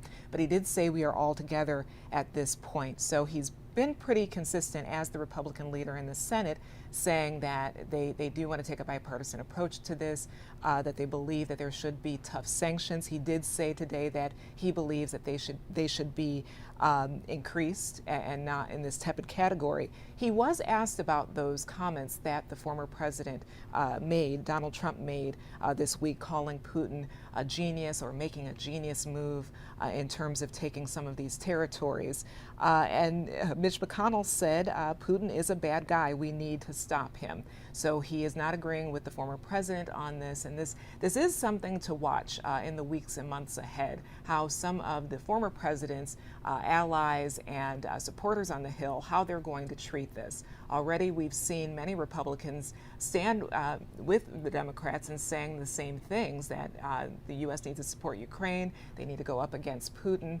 But you'll remember, Russia has been a part of our congressional politics for the last several years. Let's think back to the special counsel's report, the Robert Mueller report, looking into the interference in the 2016 election. You had a lot of Republicans on the Hill standing by President Trump saying that this was a witch hunt, that Russia didn't do this. Now they're kind of put in a place where they're going to have to either side with Democrats and Biden and show support for the White House on any moves against Russia, or go back to those type of statements. And I'm not seeing any indication indication that they are going back to those types of statements. But this is putting them in a very interesting place right now, especially as we are heading into primary season, midterm election season, where before all of this, most Republicans on the Hill, both in the House and the Senate, had their plans on how they were going to attack President Biden in hopes that they could take over the House and Senate again. But right now they're in a position where they're going to perhaps have to agree on some things when they get back in town and as the weeks and months ahead play out. James, let's go to you for more on this question of where Republicans are fitting into this conversation. You know, some are criticizing President Biden and saying he's not being strong enough, not being firm enough. And then we have others, Donald Trump most namely, that are seeming to be quite pro-Putin, which is pretty shocking when you have to have Mitch McConnell saying that Putin is a bad guy as a response. Yeah, Libby, we've noticed some shifting in Republican messaging. Someone like Josh Hawley, the Republican senator from Missouri, was taking the Tucker Carlson line, has been on Tucker Carlson's show saying this isn't our fight, why should we care? Today, putting out a statement saying Biden's not being tough enough, we need to supply the Ukrainians, we need to show backbone and resolve. That's an indication, I think, of where the majority of not just Republican elites, but Republican rank and file voters are. Something I've been watching really closely is the Ohio Senate race. There's a wide open Republican primary coming up the first week of May. J.D. Vance, famous for writing the book, The Hillbilly Elegy, widely quoted, a lot of commentary in 2017. He said on Steve Bannon's podcast last week that he didn't care what happened to Ukraine one way or another. It didn't matter to him. Now, the other four serious contenders in that Ohio Republican Senate race have all criticized J.D. Vance. They've all said that the U.S. should support Ukraine, that it does matter. And one of the reasons they're saying that is because the largest concentration of Ukrainians in the United States is in Ohio. Rhonda's hometown is Cleveland. There's a suburb of Cleveland called Parma. And I spent all day yesterday on the phone with Ukrainian Americans in Parma who were all outraged about what J.D. Vance said. Were all determined to do anything they could to support the other Republicans. Traditionally, ever since FDR and Stalin agreed at Yalta to give Ukraine to the Soviets, the Ukrainian American population has tended to vote Republican, but support for Ukraine actually has been, since World War II, very bipartisan. Last night, just by happenstance, I had an interview scheduled during the 9 o'clock hour, the hour that Putin gave his speech declaring war, with Marcy Kaptur. She's a Democratic congresswoman in Ohio, the longest serving woman in Congress ever, and she represents Parma. And I talked to Marcy Kaptur for almost an hour about just how meaningful this is for her constituents. She talked about trips to go to Ukraine where she has relatives during the 70s and 80s. She said it's one of the reasons that she got involved in politics. And she really emphasized just how bipartisan this has become as an issue, and that she really hopes Republicans like Mitch McConnell and others really do forcefully break with Trump, because what Trump is saying is so at odds with what has been the conservative position really since Dwight Eisenhower won the Republican nomination at the 1952 convention over an isolationist candidate who happened to be a senator from Ohio, Bob Taft. It could be another clarifying moment for the Republican Party as it decides who and what it wants to be. Thank you so much, James. Well, let's talk more about what's been happening in Ukraine on the ground. Got my prepositions right there. Let's talk more about the situation there. Ukrainians in Kyiv, for example, were desperate to leave today by any means possible after the attack commenced this morning. People were flooding the train station, leading to chaos, and our colleague Whitney Shefty was there to give us a glimpse of the scene. Let's watch. Я сама украинка, прилетела с Германии сегодня ночью, но случилась беда. Где-то в 6 утра с аэропорта нас эвакуировали вместе с дочкой. Все бежали из аэропорта, потому что было какое-то нападение со скоростью света. Очень много людей, 2 сотни, 3 сотни людей на улице, не знали, куда идти. Автобусы не ходят, машины мало пробегают рядом. И потом мы услышали взрывы какие-то, какую-то стрельбу. Как можно дальше мы бежали от этого аэропорта. Это было реально очень страшно. Я сейчас говорю, меня реально трясет. Ми працюємо тут в Києві.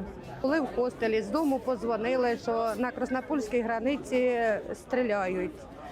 І ми зібралися, почали збиратися їхати додому. Ну так як виїхати ми не можемо, ми стоїмо і не знаємо, що нам робити. Дома маленькі діти. Ну, ми прокинулись від вибухів, було чутно.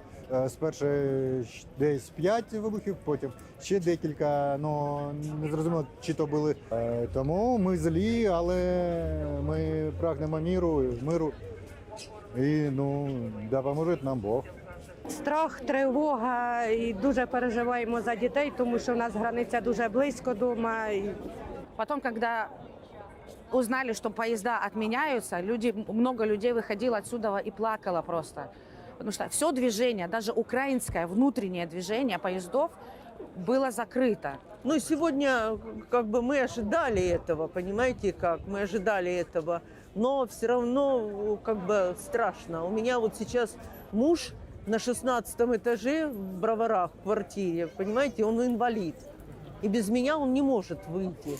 Старшая дочка у меня в Мариуполе. Вот мы сейчас звоним, созваниваемся. И где они? Раховки. Да, внучку. Я встречаю внучку.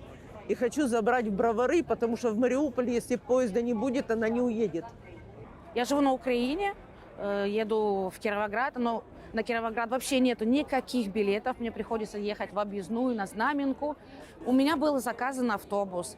А автобус не пускають в Київ. Поїдемо спершу на метро до окраїн міста, звідти спробуємо на автівці на маршрутному бусику.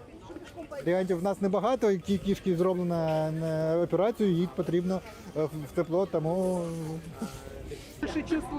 Нет, я с Украины никуда не собираюсь уезжать. У нас в Броварах уже квартира. Мы как бы выбрали Порошенко, у нас был прекрасный президент, которого мы все поддерживали, и поэтому я никуда не собираюсь. Ни моя старшая дочь, ни младшая дочь. Все мы находимся здесь, и внуки все. То есть мы имели возможность выехать, но выезжать мы не будем.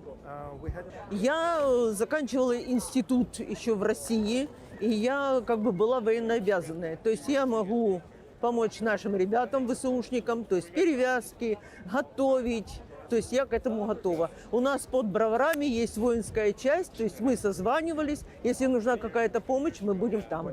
Встретить внучку и, честно говоря, просто как бы у меня нет с собой оружия. Я еще не прикупила. Понимаете как? Да. У зятя есть, у младшей дочки есть. Ну ничего, руками загрызу.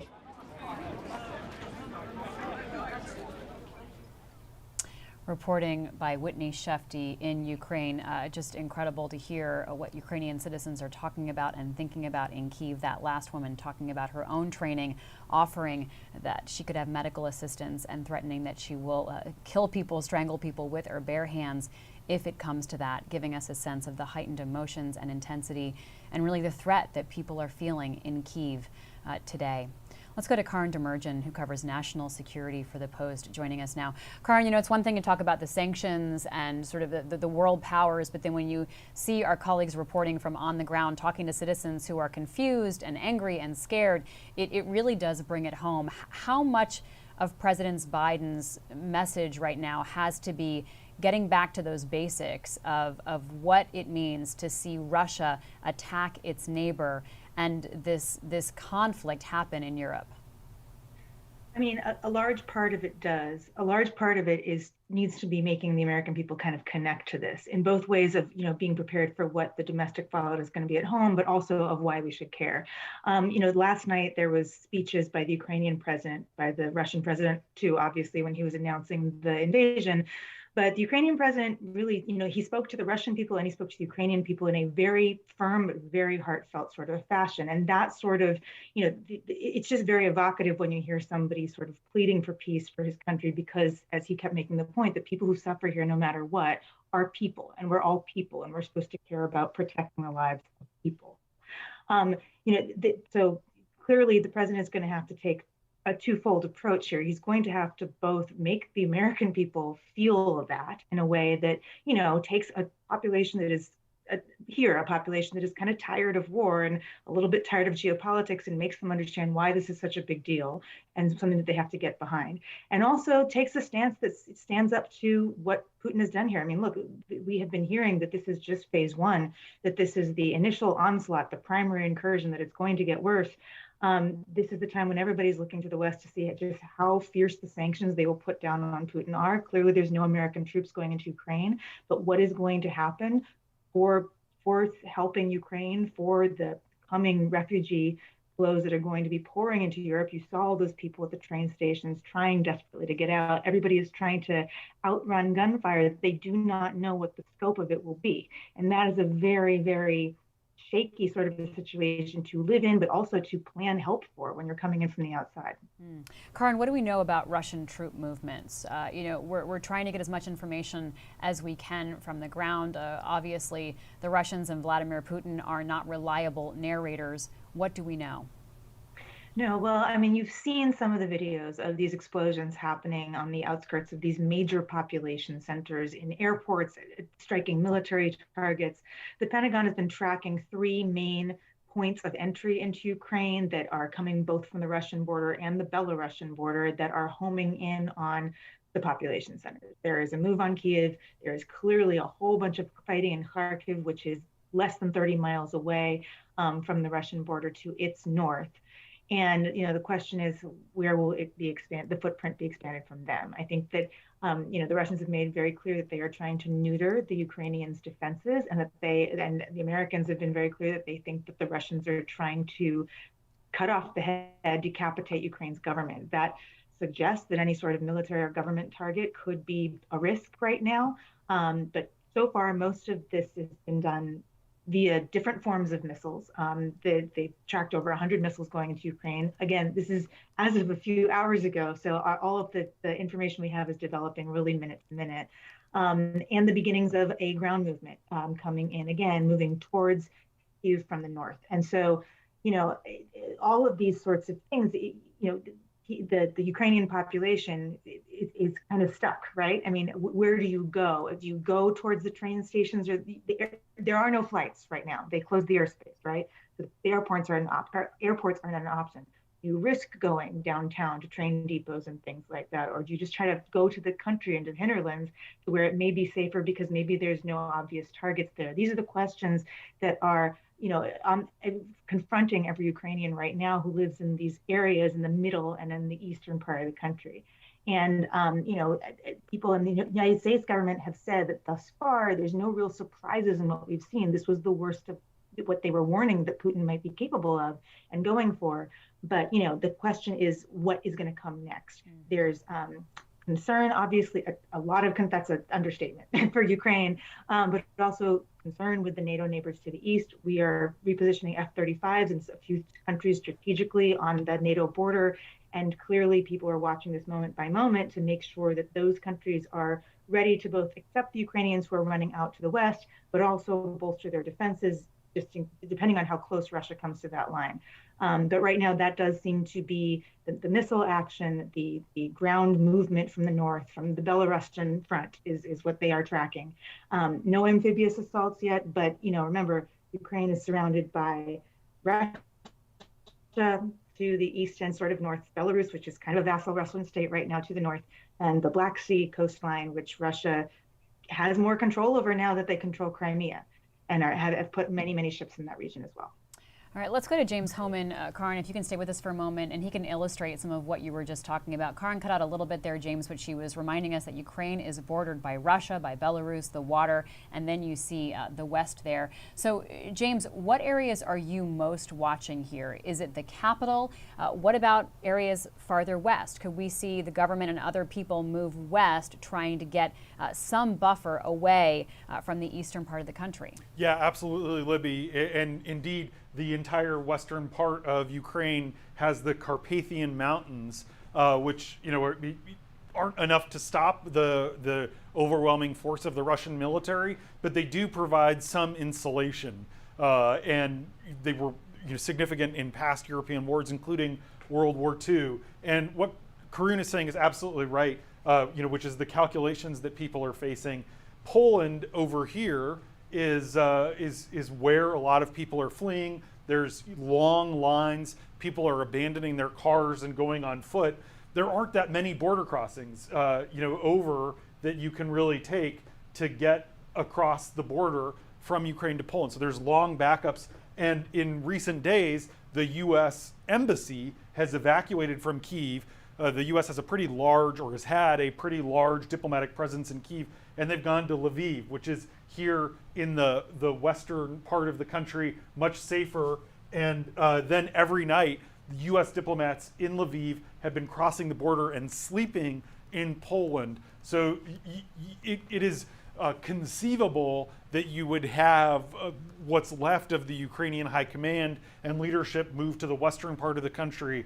And there was a scenario that had been discussed where maybe Putin only tried to take up to the Dnieper River, which is really the dividing line between east and west. Maybe try to take Kyiv, and then the western part of the country would be sort of the independent Ukraine, and the eastern part would be Russian controlled. Based on the attack trajectory as we're seeing it in these early hours, and again, it's nighttime over there, it seems like Putin has ambitions to take the entire country, and he's trying to, again, take out the air defenses. He's trying to take out what the Ukrainians have of their air force, control the air domain, and then control the land domain. And so, in terms of what I'm watching, obviously Kharkiv is the second largest city in the country. We heard earlier in our program from Isabel, who's there. It's only about, I think at the shortest point, the city limits of Kharkiv are 12 miles from there to the Russian border.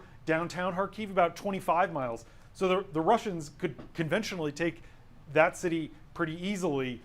The big city, the big prize, Kyiv, and it is very significant that Belarus, which used to be a pretty independent country until the last year or two, really did a pretty good job of playing the West and East off each other to get concessions, to get funding from Washington, foreign aid from Europe, but also support from Russia.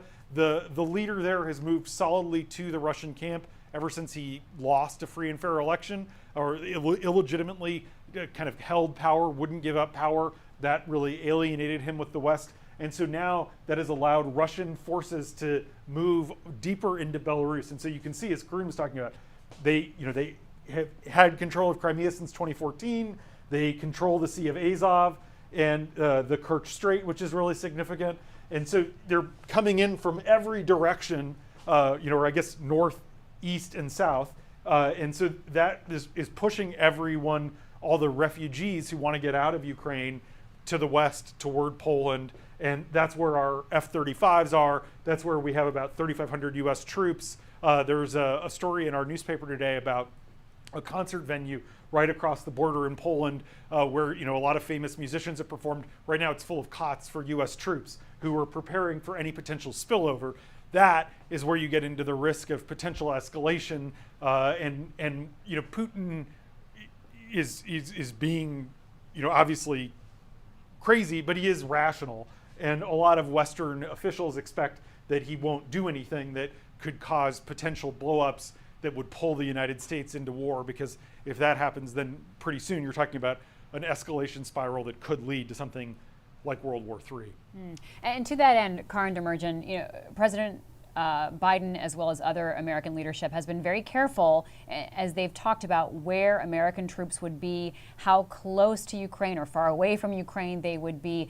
There seems to be a lot of very direct signaling, very overt signaling to make it clear that they are not engaging in a boots-on-the-ground war with Russia in Ukraine.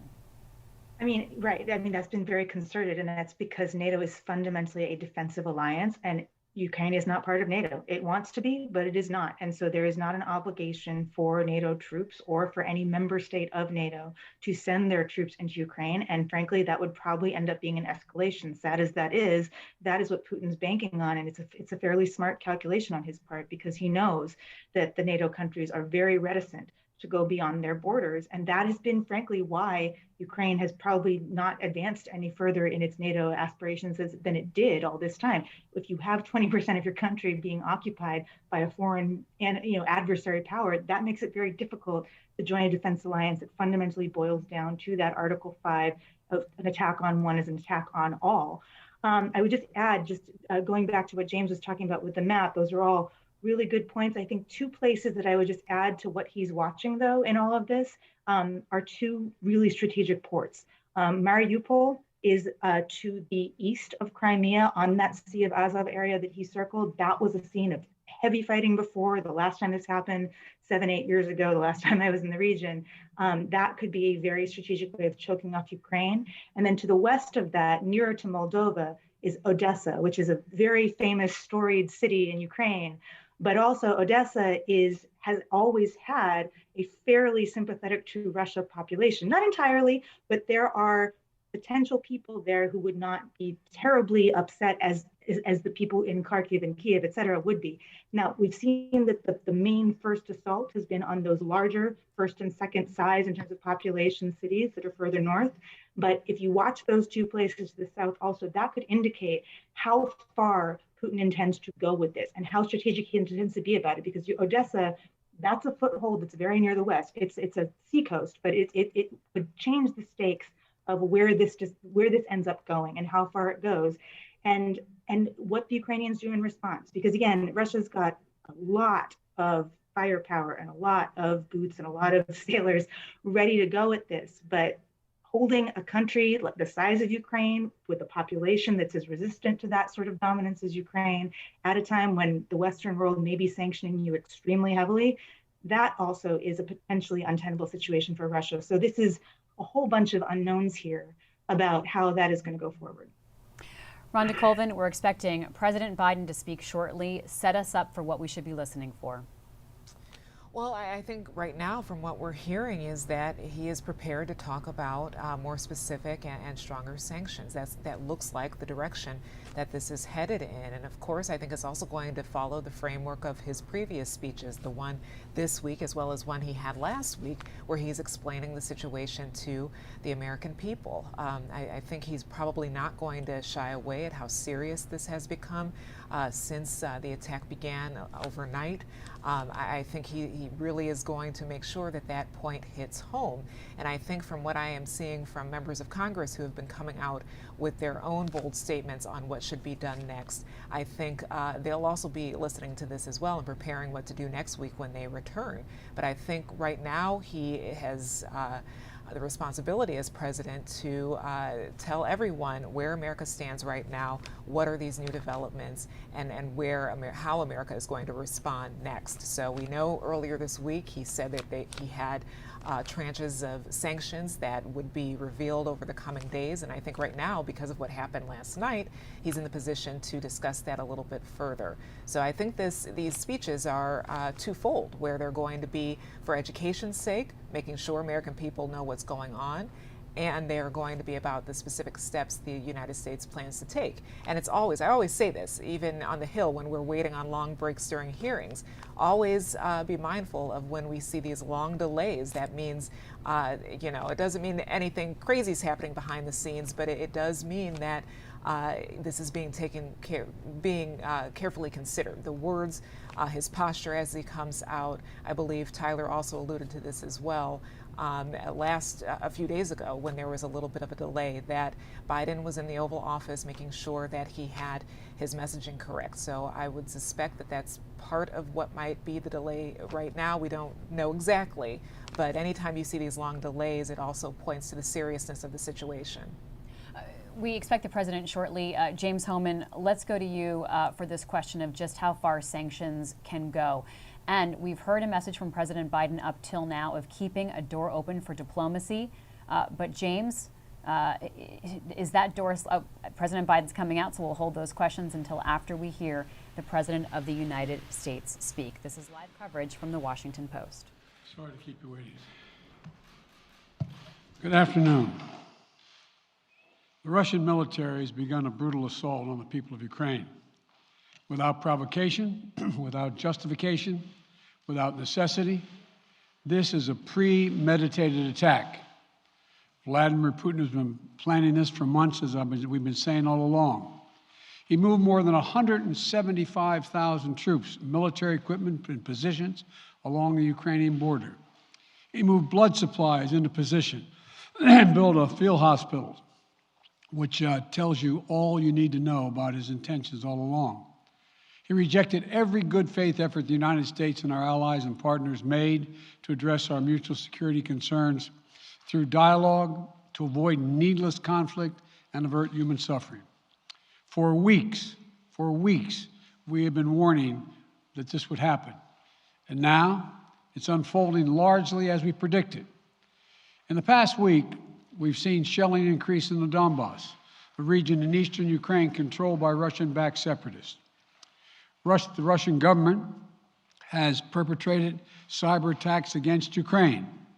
We saw a staged political theater in Moscow, outlandish and baseless claims that Ukraine was about to invade and launch a war against Russia, that Ukraine was prepared to use chemical weapons, that Ukraine committed a genocide without any evidence.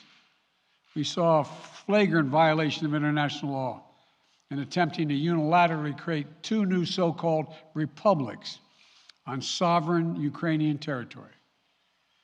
And at the very moment that the United Nations Security Council was meeting to stand up for Ukraine's sovereignty, to stave off invasion, Putin declared his war.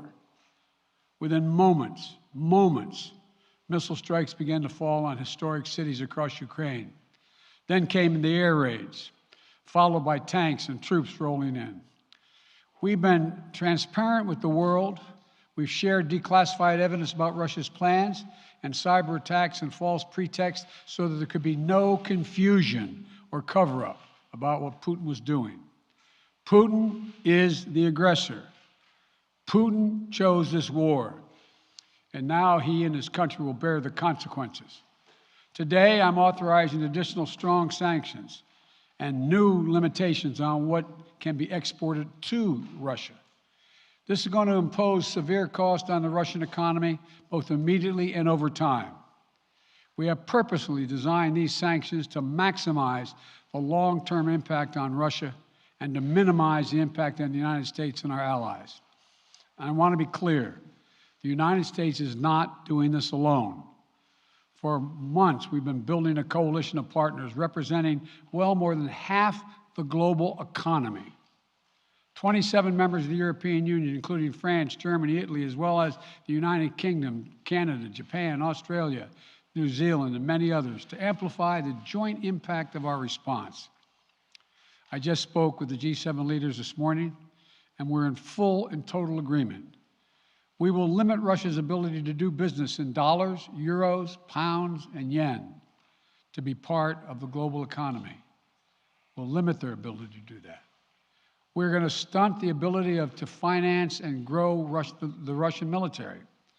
We're going to impose and we're going to impair their ability to compete in high-tech 21st century economy. We've already seen the impact of our actions on Russia's currency and the ruble, which early today hit its weakest level ever in history. The Russian stock market plunged today. The Russian government borrowing rate spiked by over 15%. In today's actions, we've now sanctioned Russian banks that together hold around $1 trillion in assets. We've cut off Russia's largest bank, a bank that holds more than 1/3 of Russia's banking assets by itself, cut it off from the U.S. financial system. And today, we're also blocking 4 more major banks. That means every asset they have in America will be frozen. This includes VTB, the second largest bank in Russia, which has $250 billion in assets. As promised, we're also adding the names to the list of Russian elites and their family members that we're sanctioning as well. As I said on Tuesday, these are people who personally gain from the Kremlin's policies, and they should share in the pain. We will keep up this drumbeat of those designations against corrupt billionaires in the days ahead. On Tuesday, we stopped the Russian government from raising money from U.S. or European investors. Now we're going to apply the same restrictions to Russia's largest state-owned enterprises, companies with assets that exceed $1.4 trillion. Some of the most powerful impacts of our actions will come over time as we squeeze Russians' access to finances and technology, for strategic sectors of its economy and degrade its industrial capacity for years to come. Between our actions and those of our allies and partners, we estimate that we'll cut off more than half of Russia's high-tech imports. It will strike a blow to their ability to continue to modernize their military. It will degrade their aerospace industry, including their space program. It will hurt their ability to build ships, reducing their ability to compete economically. And it will be a major hit to Putin's long-term strategic ambitions. And we're preparing to do more. In addition to the economic penalties we're imposing, we're also taking steps to defend our NATO allies, particularly in the East. Tomorrow, NATO will convene a summit. We'll be there to bring together the leaders of 30 allied nations and close partners to affirm our solidarity and to map out the next steps we will take to further strengthen all aspects of our NATO alliance. Although we provided over $650 million in defensive assistance to Ukraine just this last year, let me say it again. Our forces are not and will not be engaged in the conflict with Russia in Ukraine. Our forces are not going to Europe to fight in Ukraine, but to defend our NATO allies and reassure those allies in the East. As I made crystal clear, the United States will defend every inch of NATO territory with the full force of American power. And the good news is, NATO is more united and more determined than ever. There is no doubt that the United States and every NATO ally will meet our Article 5 commitments, which says that an attack on one is an attack on all. Over the past few weeks, I ordered thousands of additional forces to Germany and Poland as part of our commitment to NATO. On Tuesday, in response to Russia's aggressive action, including its troop presence in Belarus and the Black Sea, I've authorized the deployment of ground and air forces already stationed in Europe to NATO's eastern flank allies, Estonia, Latvia, Lithuania, Poland, and Romania. Our allies have also been stepping up, adding the other allies, the rest of NATO, adding their own forces and capabilities to ensure collective defense. And today, within hours of Russia's unleashing its assault, NATO came together and authorized and activated an activation of response plans. This will enable NATO's high readiness forces to deploy and when and where they are needed to protect our NATO allies on the eastern boundaries of Europe. And now I'm authorizing additional U.S. force capabilities to deploy to Germany as part of NATO's response, including some of the U.S.-based forces that the Department of Defense placed on standby weeks ago. I've also spoken with Defense Secretary Austin and Chairman of the Joint Chiefs, General Milley, about preparations for additional moves should they become necessary to protect our NATO allies and support the greatest military alliance in the history of the world, NATO. As we respond, my administration is using the tools, every tool at its disposal to protect American families and businesses from rising prices at the gas pump. You know, we're taking active steps to bring down the cost, and American oil and gas companies should not exploit this moment to hike their prices to raise profits. You know, in our sanctions package, we specifically designed to allow energy payments to continue. We are closely monitoring energy supplies for any disruption. We've been coordinating with major oil producing and consuming countries toward our common interest to secure global energy supplies. We are actively working with countries around the world to elevate collective release from the strategic petroleum reserves of major energy consuming countries. And the United States will release additional barrels of oil as conditions warrant. I know this is hard and that Americans are already hurting. I will do everything in my power to limit the pain the American people are feeling at the gas pump. This is critical to me. But this aggression cannot go unanswered. If it did, the consequences for America would be much worse. America stands up to bullies. We stand up for freedom. This is who we are.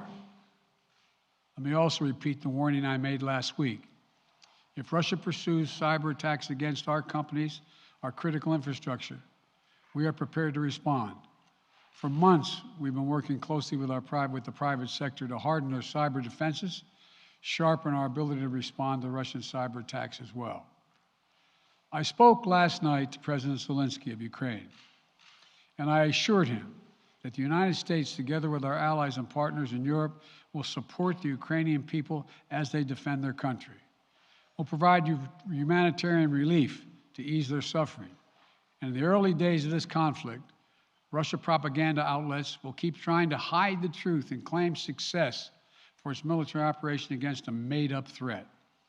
But history has shown, time and again, how swift gains in territory eventually give way to grinding occupations, acts of mass civil disobedience, and strategic dead ends. The next few weeks and months will be hard on the people of Ukraine. Putin has unleashed a great pain on them, but the Ukrainian people have known 30 years of independence, and they have repeatedly shown that they will not tolerate anyone who tries to take their country backwards.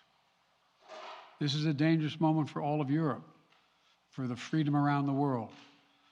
Putin has committed an assault on the very principles that uphold the global peace.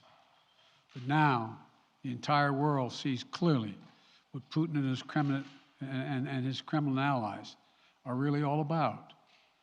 This was never about a genuine security concerns on their part. It was always about naked aggression, about Putin's desire for empire by any means necessary, by bullying Russia's neighbors through coercion and corruption, by changing borders by force, and ultimately by choosing a war without a cause. Putin's actions betray his sinister vision for the future of our world, one where nations take what they want by force. But it is a vision that the United States and freedom-loving nations everywhere will oppose with every tool of our considerable power. The United States and our allies and partners will emerge from this stronger, more united, more determined, and more purposeful. And Putin's aggression against Ukraine will end up costing Russia dearly, economically and strategically. We will make sure of that. Putin will be a pariah on the international stage. Any nation that countenances Russia's naked aggression against Ukraine will be stained by association. When the history of this era is written, Putin's choice to make a totally unjustifiable war on Ukraine will have left Russia weaker and the rest of the world stronger. Liberty, democracy, human dignity, these are the forces far more powerful than fear and oppression. They cannot be extinguished by tyrants like Putin and his armies. They cannot be erased by from people's hearts and hopes by any amount of violence and intimidation. They endure. In the contest between democracy and autocracy, between sovereignty and subjugation, make no mistake, freedom will prevail. God bless the people of a free and democratic Ukraine, and may God protect our troops. Mr. President. Associated Press, Zeke. So do you have any plans to speak with President Putin at this point? And what interactions have you had with the Russian government? I heard the first part. Do I have any plans to speak with Putin at this point, and what? What communications have you had with the Kremlin as far as military operations in Ukraine and making sure this does not spiral into a larger conflict? Well, it's a large conflict already. The way we're going to ensure it's not going to aspire to a larger conflict is by providing all the forces needed in the Eastern European nations that are members of NATO. NATO is more united than it's ever been, and I have no plans to talk with Putin. Wall Street Journal, Tarina. Mr. President, you didn't mention SWIFT in your sanctions that you announced. Is there a reason why the U.S. Isn't doing that? Is there a disagreement among allies regarding SWIFT and whether Russia should be allowed to be a part of it? The sanctions that we've proposed on all their banks have of equal consequence, maybe more consequence than SWIFT, number one. Number two, it is always an option, but right now that's not the position that the rest of Europe wishes to take. Cecilia Vega, ABC. Sir, sanctions clearly have not been enough to deter Vladimir Putin to this point. What is going to stop him? How and when does this end? And do you see him trying to go beyond Ukraine And a second question I'll just give to you now. This statement that he gave last night, the threat that he gave, the West will face consequences greater than any you have faced in history. Is he threatening a nuclear strike? I have no idea what he's threatening. I know what he has done, number one. And number two, no one expected the sanctions to prevent anything from happening. It has to show, this is going to take time, and we have to show resolve so he knows what's coming. And so the people of Russia know what he's brought on them. That's what this is all about. This is going to take time. It's not going to occur. He's going to say, oh my God, these sanctions are coming, I'm going to stand down. He's going to test the resolve of the West to see if we stay together, and we will. We will, and it will impose significant costs on him. Will he go beyond Ukraine, sir? Do you see him going beyond? Yes. Two topics, just really quick. First, markets are down and gas prices are up. I know you always stress the difference between Wall Street and Main Street, but everybody seems to be in for some economic pain. How economically painful is it going to get for people in this country? And I do have one more question. First of all, there's no doubt that when a major nuclear power attacks and invades another country, that the world is going to respond, and markets can respond all over the world. So there's no doubt about that, number one. Number two, the notion that this is going to last for a long time is highly unlikely as long as we continue to stay resolved in imposing the sanctions we're going to impose on Russia, period. What's the next question? I'm sorry. The next question is, did you underestimate Putin, and would you still describe him the way that you did in the summer as a worthy adversary? At the time, he was, I made it clear, as an adversary, and I said he was worthy. I didn't underestimate him. And I've read most of everything he's written. Did you read I shouldn't, I'm not being a wise guy. You heard the speech he made, almost an hour's worth of speeches, why he was going into Ukraine. He has much larger ambitions in Ukraine. He wants to, in fact, reestablish the former Soviet Union. That's what this is about. And I think that his ambitions are completely contrary to the place where the rest of the world has arrived. You're confident that these devastating sanctions are going to be as devastating as Russian missiles and bullets and tanks? Yes, Russian bullets, missiles, and tanks in Ukraine. Yes, I am. Thank you, President Biden. If sanctions cannot stop President Putin, what penalty can? I didn't say sanctions couldn't stop him. You've been talking about the threat of these sanctions for several weeks now. Yes, but the threat of the sanctions and imposing the sanctions and seeing the effect of the sanctions are two different things. They're two different things. And we're now he's going to begin to see the effect of the sanctions. And what will that do? How will that change his mindset here, given he's because attacking it will so Ukraine weaken as we his speak? country that he'll have to make a very, very difficult choices of whether to continue to move toward being a second-rate power or, in fact, respond. You said in recent weeks that big nations cannot bluff when it comes to something like this. You recently said that the idea of personally sanctioning President Putin was on the table.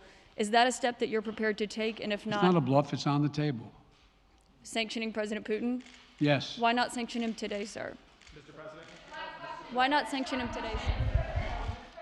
Mr. President, if I can, you detailed some severe and swift new sanctions today and said the impact it will have over time. But given the full-scale invasion, given that you're not pursuing disconnecting Russia from what's called SWIFT, the international banking system, or other sanctions at your disposal, respectfully, sir, what more are you waiting for?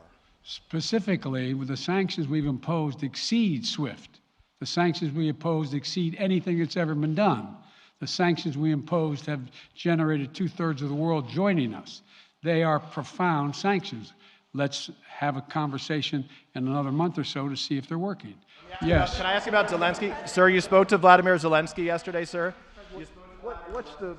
What's the risk that we are watching the beginning of another Cold War, and is there now a complete rupture in U.S. and Russian relations? There is a complete rupture right now in U.S.-Russian relations if they continue on this path that they're on. And in terms of a Cold War, That depends. You have the vast majority of the rest of the world in total opposition to what he's doing, from Asia to South America to Europe to around the world. And so it's going to be a cold day for Russia. The idea, you don't see a whole lot of people coming to his defense. And are you, if I could follow up, sir, are you urging China to help isolate Russia? Are you urging China to help isolate Russia? I'm not prepared to comment on that at the moment.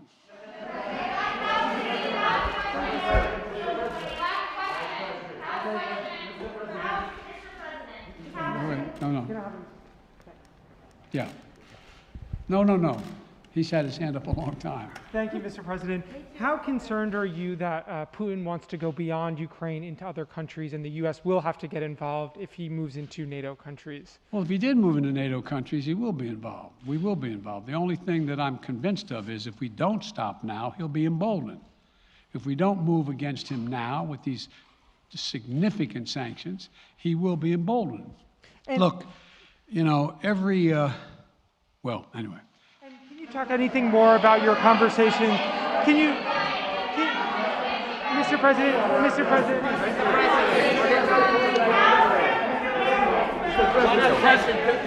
Why not sanction Putin directly today? I'm sorry, I can't hear you. Sir, India, which is a major defense partner of the United States, is India fully with you on the issue of Ukraine and Russia? Does the Defense Department of the United States? So India is one of your major defense partners. Is India fully in sync with the United States on Russia? We're in consultation with India today. We haven't resolved that completely. One more question. Okay, thank you all very much. Thank you.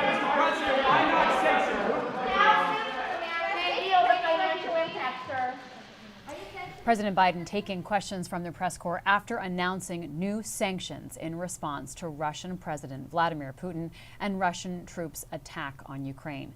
The American president saying Putin has chosen a war without a cause. Now, the president pledged that America and its allies will emerge more powerful and united through this. He also issued a warning to Russia about attacking America through cyber attacks, threatening an equal and elevated response after that. Many questions from the press corps, ranging from the response of countries like China and India to just how far these sanctions truly go and how much they will hurt. Let's head to Hannah Jewell now outside the White House. Our national video reporter can talk to us more about the highlights of the president's remarks. Hannah? So, Libby, we heard Biden call this a brutal assault and, as you said, a war without a cause. And we got an outline of the new level of sanctions that the president is bringing, that the United States rather is bringing against Russia in tandem with its allies. Those include limiting exports to Russia, affecting technology sectors he was alluding to, as well as defense, limiting Russian access to dollars, euros, pound system, blocking finance to Russian military, preventing Russia from being able to raise money from American investors. He's also added names to a list of individuals receiving more targeted sanctions and cutting off $1 trillion in assets from the U.S. financial system and Russia between those two systems.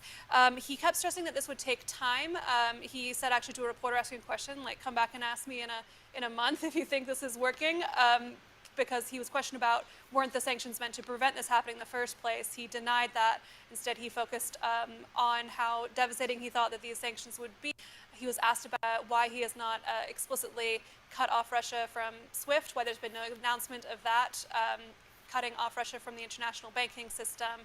He alluded to the fact that some European allies are not willing to do that, and said that his package of sanctions was, in fact, by his words, a bigger deal than cutting off from SWIFT.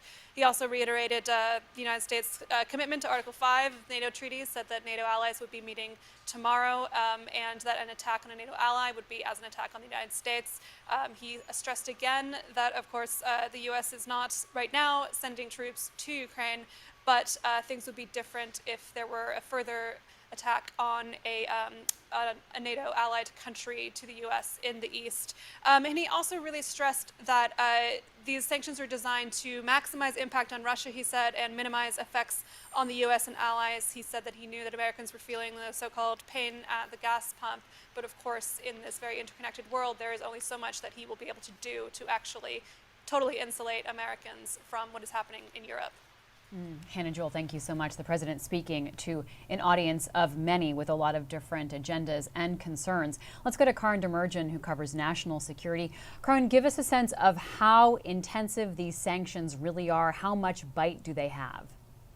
I mean, look, the banking sanctions, I haven't seen a printed list of exactly what Treasury is doing, and he name-checked only a couple of things. But if he really is sanctioning Russia's largest bank, and he's really sanctioning the VTB, which he did name check, and that the total market capitalization of all of these is over $1 trillion, that is serious. Russia's GDP is only about 1.5 trillion a year. And so you're talking about a serious number of assets there, that especially if he's sanctioning the Sberbank level, VTB, if Gazprom Bank is in the mix, that will do some real pain. Again, it will take some time, but that is a serious move. You heard a lot of the reporters kind of asking about the SWIFT question. I mean, look, the SWIFT is kind of like the last little drops of cutting Russia off from the banking system. Once you've said you can't do transactions denominated in dollars, pounds, euros, and everybody's in lockstep on that, it's a very rare institution that's going to say, actually, I kind of feel like it anyway. And that's really the very last little bits that SWIFT would cut. So Biden was right when he's talking about how the impact here is in the banking sector sanctions. I would have liked to have heard a few more details, and I'm sure my colleagues are reporting this as we speak, about what the export controls that you referenced are going to be, because it depends on what industry, it depends on what scope those are. Those could do as much damage to the Russian economy or cause as much complications with the Russian economy in some ways as the banking sanctions could do. And that will determine whether this is going to be an even harder punch than that. So I would say the banking sanctions are serious. It's interesting that the questions were being asked about why Putin wasn't personally being sanctioned yet. That suggests that they are trying to leave something in reserve here, which is in line, I suppose, with what we've been hearing from officials across the board about this is going to get worse and this is just stage one. But again, I think that the details of those export controls, which I'm sure we'll be learning momentarily, are going to be really important for determining whether this is going to hit Russia in the gut or just be kind of a gesture that is more targeted towards certain sectors of the Russian economy that are more tightly bound to their defense apparatus, to their intelligence apparatus, to industries that are operating specifically in connection with Donbass, or whether we're going to see something that is much more of a broad sort of backhand against Russia's connections to the entire global marketplace. Great things to point out, Karin, and great questions to ask. Let's go to Paul Soni next, who covers national security as well. Paul, let's dig in a little more to what Karin was just laying out for us. There is the question of what's left on the table. What more can the United States and other countries do? I think the problem that the Biden administration faces here is that it was very, very clear about what sanctions it was going to put on Russia and signaled a lot of this in advance. And the problem with sanctions is that sanctions are more effective when they are unpredictable, when they're unpredicted, both on the target, in terms of the target not being able to prepare, but also in terms of the domestic desire to see a consequence for this action. You saw there in the press corps, people were not satisfied with what he had announced, even though these are pretty significant and harsh sanctions against Russia. People are not satisfied with that because they've already signaled this, and there's no surprise there that makes people feel like, wow, Russia is really getting a punishment that wasn't expected. So there was a question by reporters about the role of sanctions, right? The threat of the sanctions sort of being the warning versus the sanctions are in place now, you will reap the consequences, and that is now supposed to change the behavior of Vladimir Putin and his allies. Paul, can you give us a sense of what the Biden administration is getting at in terms of a timeline and in terms of how painful these sanctions might be? That's different than what perhaps was anticipated or feared by the Russians. As you said, this was all laid out in advance. I would say this is anticipated entirely by the Russians, and they would have baked this into their calculus before rolling tanks over the border into Ukraine.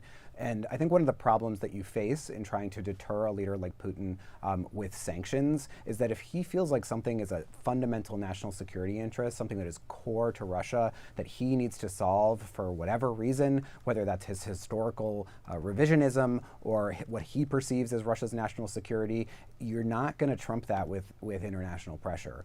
Just by nature of his government and his place in the world and his place within Russia, I think that's going to be a really hard ask. And there's a lot of literature on sanctions and their effectiveness, and they can be effective when you're trying to change, for example, a certain program within a country, but where the country has linkages with the rest of the world, and also where that program is maybe not 100% central to the rationale of the leader. That is not the case here, right? I think Putin has proven over and over and over again that he is willing to go to the wall for Ukraine against the West. He is willing to suffer great cost and take on great risk to pull Ukraine back into Moscow's sphere of influence. And so I just think from the start there was no way that sanctions were gonna deter that. Let's bring in James Hohman to the conversation. James, I'd like to get any more input you have on this question of sort of American warnings, American actions, and then what could come next. You know, President Biden did address the question of just how aggressive Russia could be, not just in terms of Ukraine or even other countries in the region, but globally in terms of cyber and attacks that Russia could launch on the United States, even in that way. Yeah, absolutely, Libby. And to tack on to Paul's great points, the problem is that Russia cares far more about Ukraine than the United States cares about Ukraine, because they see it, Putin sees it as part of his sphere of influence. It was really striking, you know, putting aside the sanctions part of it. That was the firmest commitment we've seen from President Biden to the U.S. following through on its Article 5 commitments. It was our colleague, the Post's Tyler Pager, who asked the president there at the end, do you expect Putin to go further than Ukraine? Biden saying yes, and reiterating his commitment essentially to go to war with Russia if Putin attacks members of NATO. Here I have the map. The NATO countries are in green. You can see Russia here in yellow, stretching from the US up here all the way over. President Biden not just sending reinforcements to Poland, but also Bulgaria and the Baltic states, Estonia, Latvia, and Lithuania. Basically saying the US is preparing for spillover, preparing for this to escalate. It's a dramatic statement for an American president to make, but it was also, very decisive, very clear that the U.S. isn't going to tolerate a move beyond Ukraine. The other point, Libby, that you mentioned, which was really striking, was President Biden saying everything's on the table vis-a-vis cyber security, cyber attacks. The president said that the U.S. has been hardening its own cyber defenses over the last year. One of the concerns is we've already seen Russia attacking Ukraine's cyber defenses, doing denial of service attacks, shutting down ATMs, shutting down government websites. There's some risk that that's going to spill over just because Ukrainian networks are connected to other countries in the region. And NATO has said that a cyber attack on a NATO member could constitute an attack that could lead to the invocation of Article 5. That doesn't necessarily mean full-scale conventional war, but there are risks. And one of the things that has been baked into U.S. calculations about sanctions is, will Vladimir Putin try to shut down power plants in the United States, which he has the capability to do? Will he try to shut down pipelines here? And if he does, how will the U.S. respond? And this is what could lead to that cycle of escalation. But very strong words from the president about what he's willing to do. And also it's worth keeping in mind that this was tranche 2. He didn't call it that, but earlier this week he said this is tranche 1. We're cutting out these banks. Now there's tranche 2. Tranche 3, he has left some things in reserve. He could personally sanction Putin. Didn't rule it out. Said it's still on the table. He still could move to kick Russia out of SWIFT. He said, the president acknowledged during that Q&A with reporters that the reason that we're not doing it is mainly because of European objections to doing so. But if Russia starts to be more aggressive, if they move hard into the West, if they threaten Poland, that is the kind of step that could be in tranche 3. Let's listen to some of President Biden's remarks. The president announced these sanctions that he said would severely limit Russia's ability to do business. Let's listen to this part. We'll have that in just a moment. I'll go to Paul Soni for talking about what we just heard a few moments ago.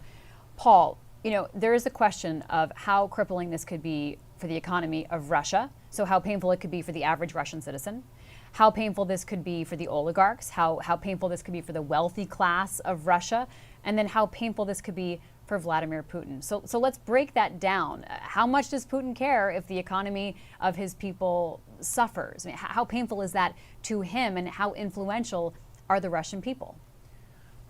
Well, it's really important to note here that Vladimir Putin has engineered the last couple of years in Russia as a very repressive moment, probably the most repressive moment in the country since the fall of the Soviet Union. So the ability for Russians to express themselves politically, to come out and demonstrate, has been greatly reduced. We've seen some people come out in Russia and protest this war already, but they're taking great risks and they're often being immediately packed off to the police station. So he clearly feels that he has locked down political dissent in the country enough and freedom of press and information enough that whatever outcry there will be within Russia will be minimal and controllable.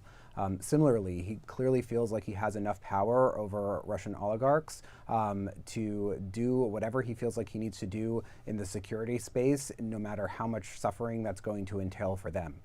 He actually had a meeting today with some of the top Russian oligarchs and essentially told them, as they pleaded with him to not pull the Russian economy into ruins, he said, you know, we sort of need to do what we need to do.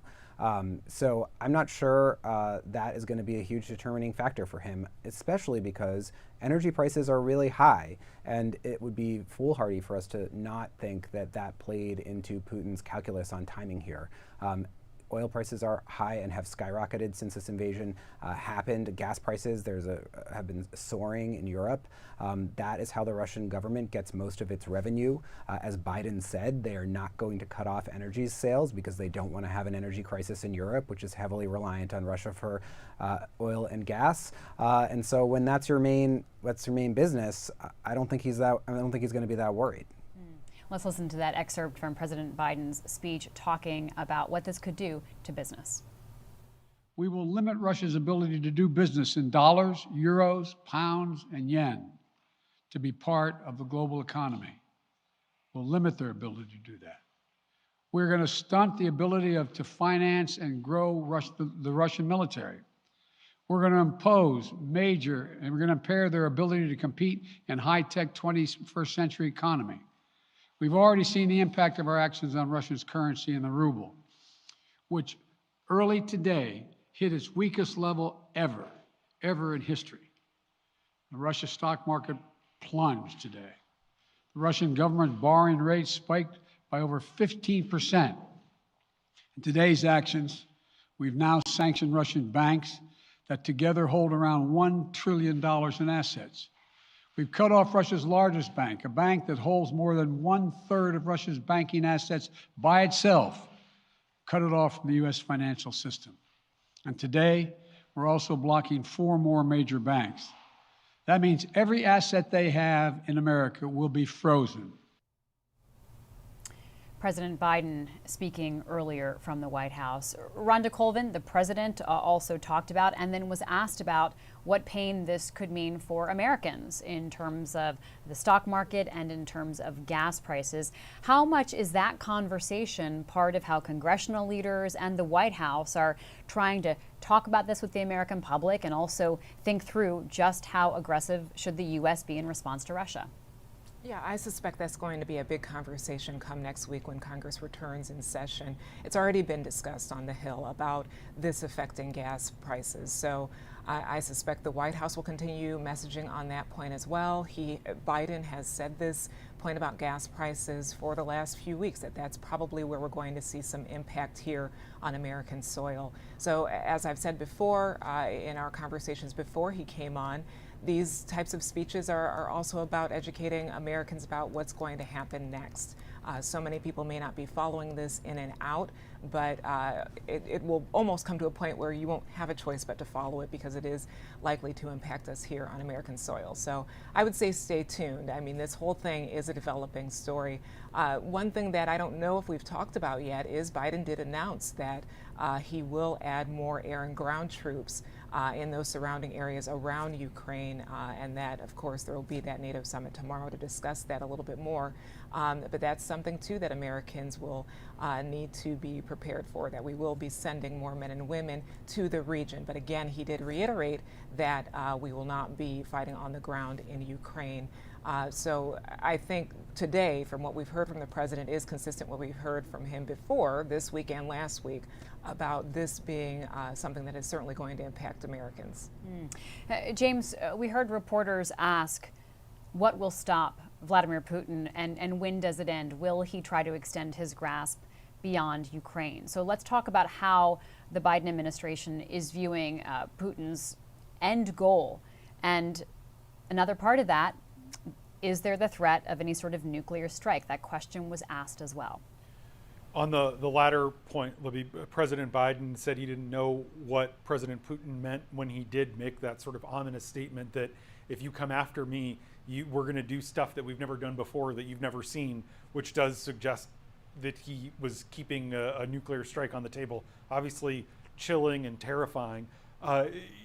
What's interesting is that Biden said very explicitly that Putin wants to recreate the former Soviet Union, which would mean not just taking Ukraine, but also bringing in Poland and the Baltic states and Moldova, and putting that all not just in the sphere of influence, but back as part of a Russian empire. This is Putin's revisionism. This is how he sees his legacy. He hopes that it shores up his domestic standing, his historic stature, and that's why the NATO alliance comments were so critical, and the NATO summit tomorrow is so important. The president made very clear that the U.S. is willing to go to war to protect members of NATO, which includes several countries that were part of the Soviet bloc. And you could also see some pressure, some efforts by Sweden and Finland. Finland stayed neutral during the Cold War. Finland has had some suggestion. There's some political debate about it internally, but Russia attacking Ukraine could push Finland more toward Europe. Finland potentially could join NATO. Same thing goes for Sweden. Obviously, Norway already a member of NATO. You know, the NATO alliance, as the president said, is the most effective military alliance in history. And frankly, it's very clear, based on Putin's willingness to attack a country the size of Texas, that if the Baltic states, you know, Estonia's only got like 1 million or so people. If the Baltic states weren't members of NATO, Putin would definitely be coming for them. And so that's why it's very important for Biden to project resolve to protect these countries and to explain and bring American people along why it's in our national interest to protect the whole alliance and why an attack on one is an attack on all. Well, let's bring in Shane Harris, who covers national security and intelligence. Shane, you know, the comments by Vladimir Putin were so remarkable in many ways, and threatening, really threatening, and also a rewrite of history. And we've seen him do that over the subsequent days, weeks, and frankly months.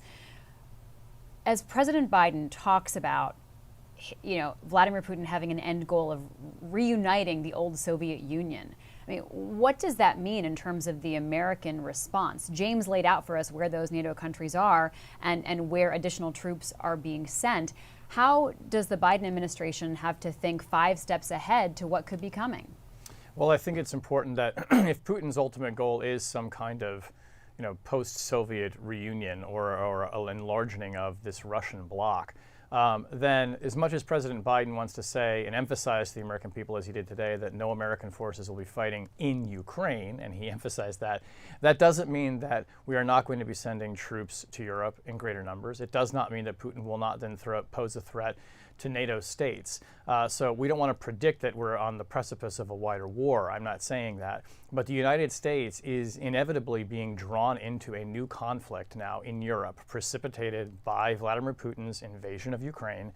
If he succeeds in toppling the government and bringing Ukraine into his sphere of influence, consolidating with Belarus, you're talking about something that starts to look like this vision that a lot of intelligence officials in the US and in Britain that I've talked to feel that Putin has. They see him as this kind of revisionist. They feel that he has a fantasy of something that looks like the old Soviet Union, and of course is threatened by democracies. And the more he expands, the more democracies would then be on his border effectively. So this is not where it ends for the United States. We're at the beginning, early stages of potentially some very new security dynamic in Europe that frankly looks probably a lot more like the Cold War.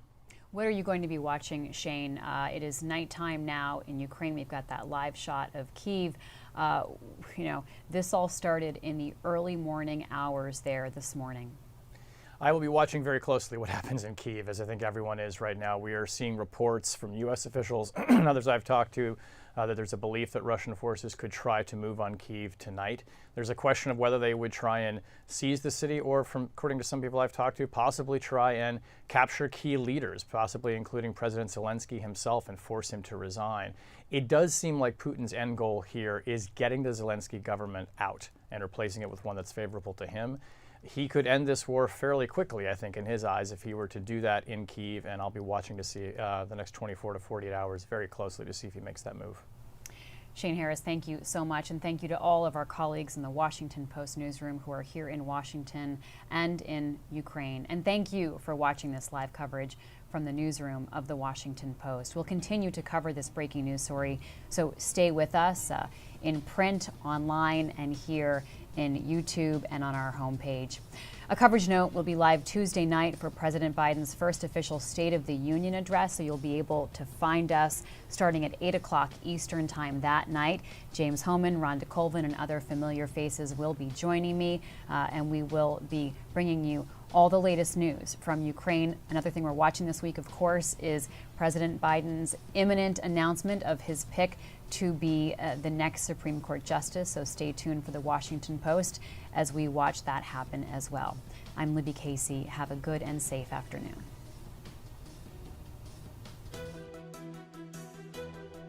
Sometimes you have to see to believe and witness history as it unfolds. When the news is breaking, watch with the newsroom of the Washington Post. We explain what's happening and why it matters. Thank you for choosing to watch the headlines as they're being written by our journalists. You can subscribe with a special offer at washingtonpost.com/watch. Subscribing through that link lets everyone here, from the front lines to the control room, know that you care about our continued efforts to inform the public, protect the First Amendment, and foster a healthy democracy. We could not do this without you.